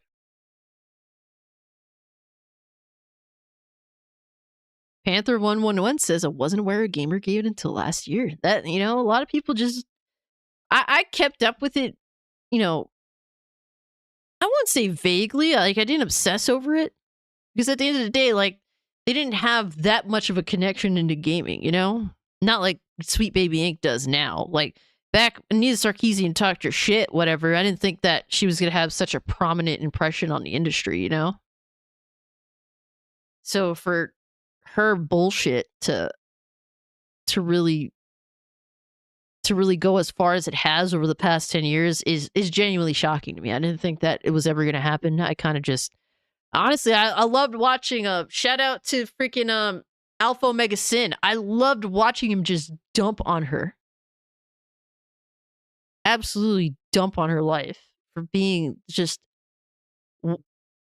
literally just destroying gaming in a lot of ways. They haven't won, but they've definitely ruined gaming in a lot of ways. Guys, why'd he stop making content? I couldn't tell you. But he is definitely one of the inspirations for my channel, for sure. Shout out to Alpha Omega Sin. Yeah, I miss his content all the time.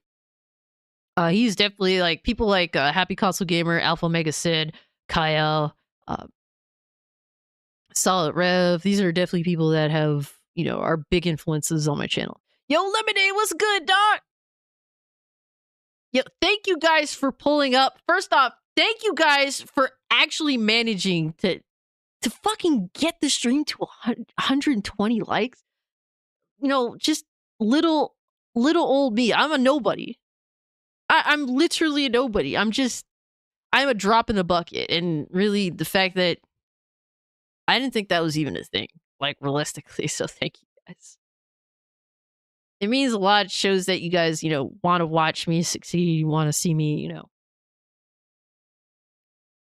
do things that I didn't even think I was capable of. Real talk. But guys, if you're new, subscribe to the channel. Definitely we're gonna have fun this Thursday, especially. All right, that's something we always have to look forward to. Thursday nights, 8 p.m. EST. We're gonna talk, gaming this week, some salt content, all that, everything else in between. We're gonna have some fun. So that you have to look forward to. Definitely have some videos in the works. So you're gonna have that to look forward to. Now I try to do my best for you guys. Yo, you guys need to stop. Okay, you guys can stop now. Thank you. For real, sincerely, thank you. You guys can relax. You can take it easy. We're winding down towards the end of the stream. Thank you so much for everything. By the way, screw Angry Joe and the Ackman. Don't go for those traitors. Now, Angry Joe's a fucking cunt. Ackman, I don't really have a problem with him. Please inform huge tubers like Happy Console Gamer about Sweet Baby Inc. Look, one thing that I love and respect about Happy Console Gamer is that he will not discuss politics. He's had his channel for like 15 plus years and he just never ever ever goes there, not even on Twitter. So I'm never going to try to get Happy Console Gamer to break his streak of keeping politics out of gaming. He is the perfect example of such. So Happy Console Gamer is just going to keep doing his thing. And that's what I love about the dude. But yeah, guys, we're going to wind it down. Like I said, if you haven't subscribed to the channel, there's plenty more to come. Thank you all so much for being here. Clarence, Gear, Dante, appreciate you, bro. Ableist, Fruit Loops, thank you. Anime Night, Super D, Oracore, Mass, Keys Effect, appreciate you. The Lemonade King, thank you so much for pulling up. Lowest Expectations, Rome, always appreciate you. Philip, Emilio, Tam, Panther 111, PH Halo, PHT Halo, Yan Yan, trying to get as many people as I possibly can. Nido, Dev, Glenzer. There's a lot of new faces, a lot of the usual suspects. Thank you all so much for real. Dragoon Knight, always good seeing you, homie. And you know what? By the way, I think I have some. Memberships here. Here you go. Enjoy. Hey, later, Delta. Appreciate you being here, Lee. Please have some memberships. Hey.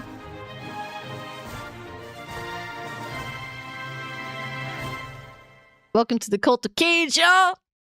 Mainstream classics. There you go.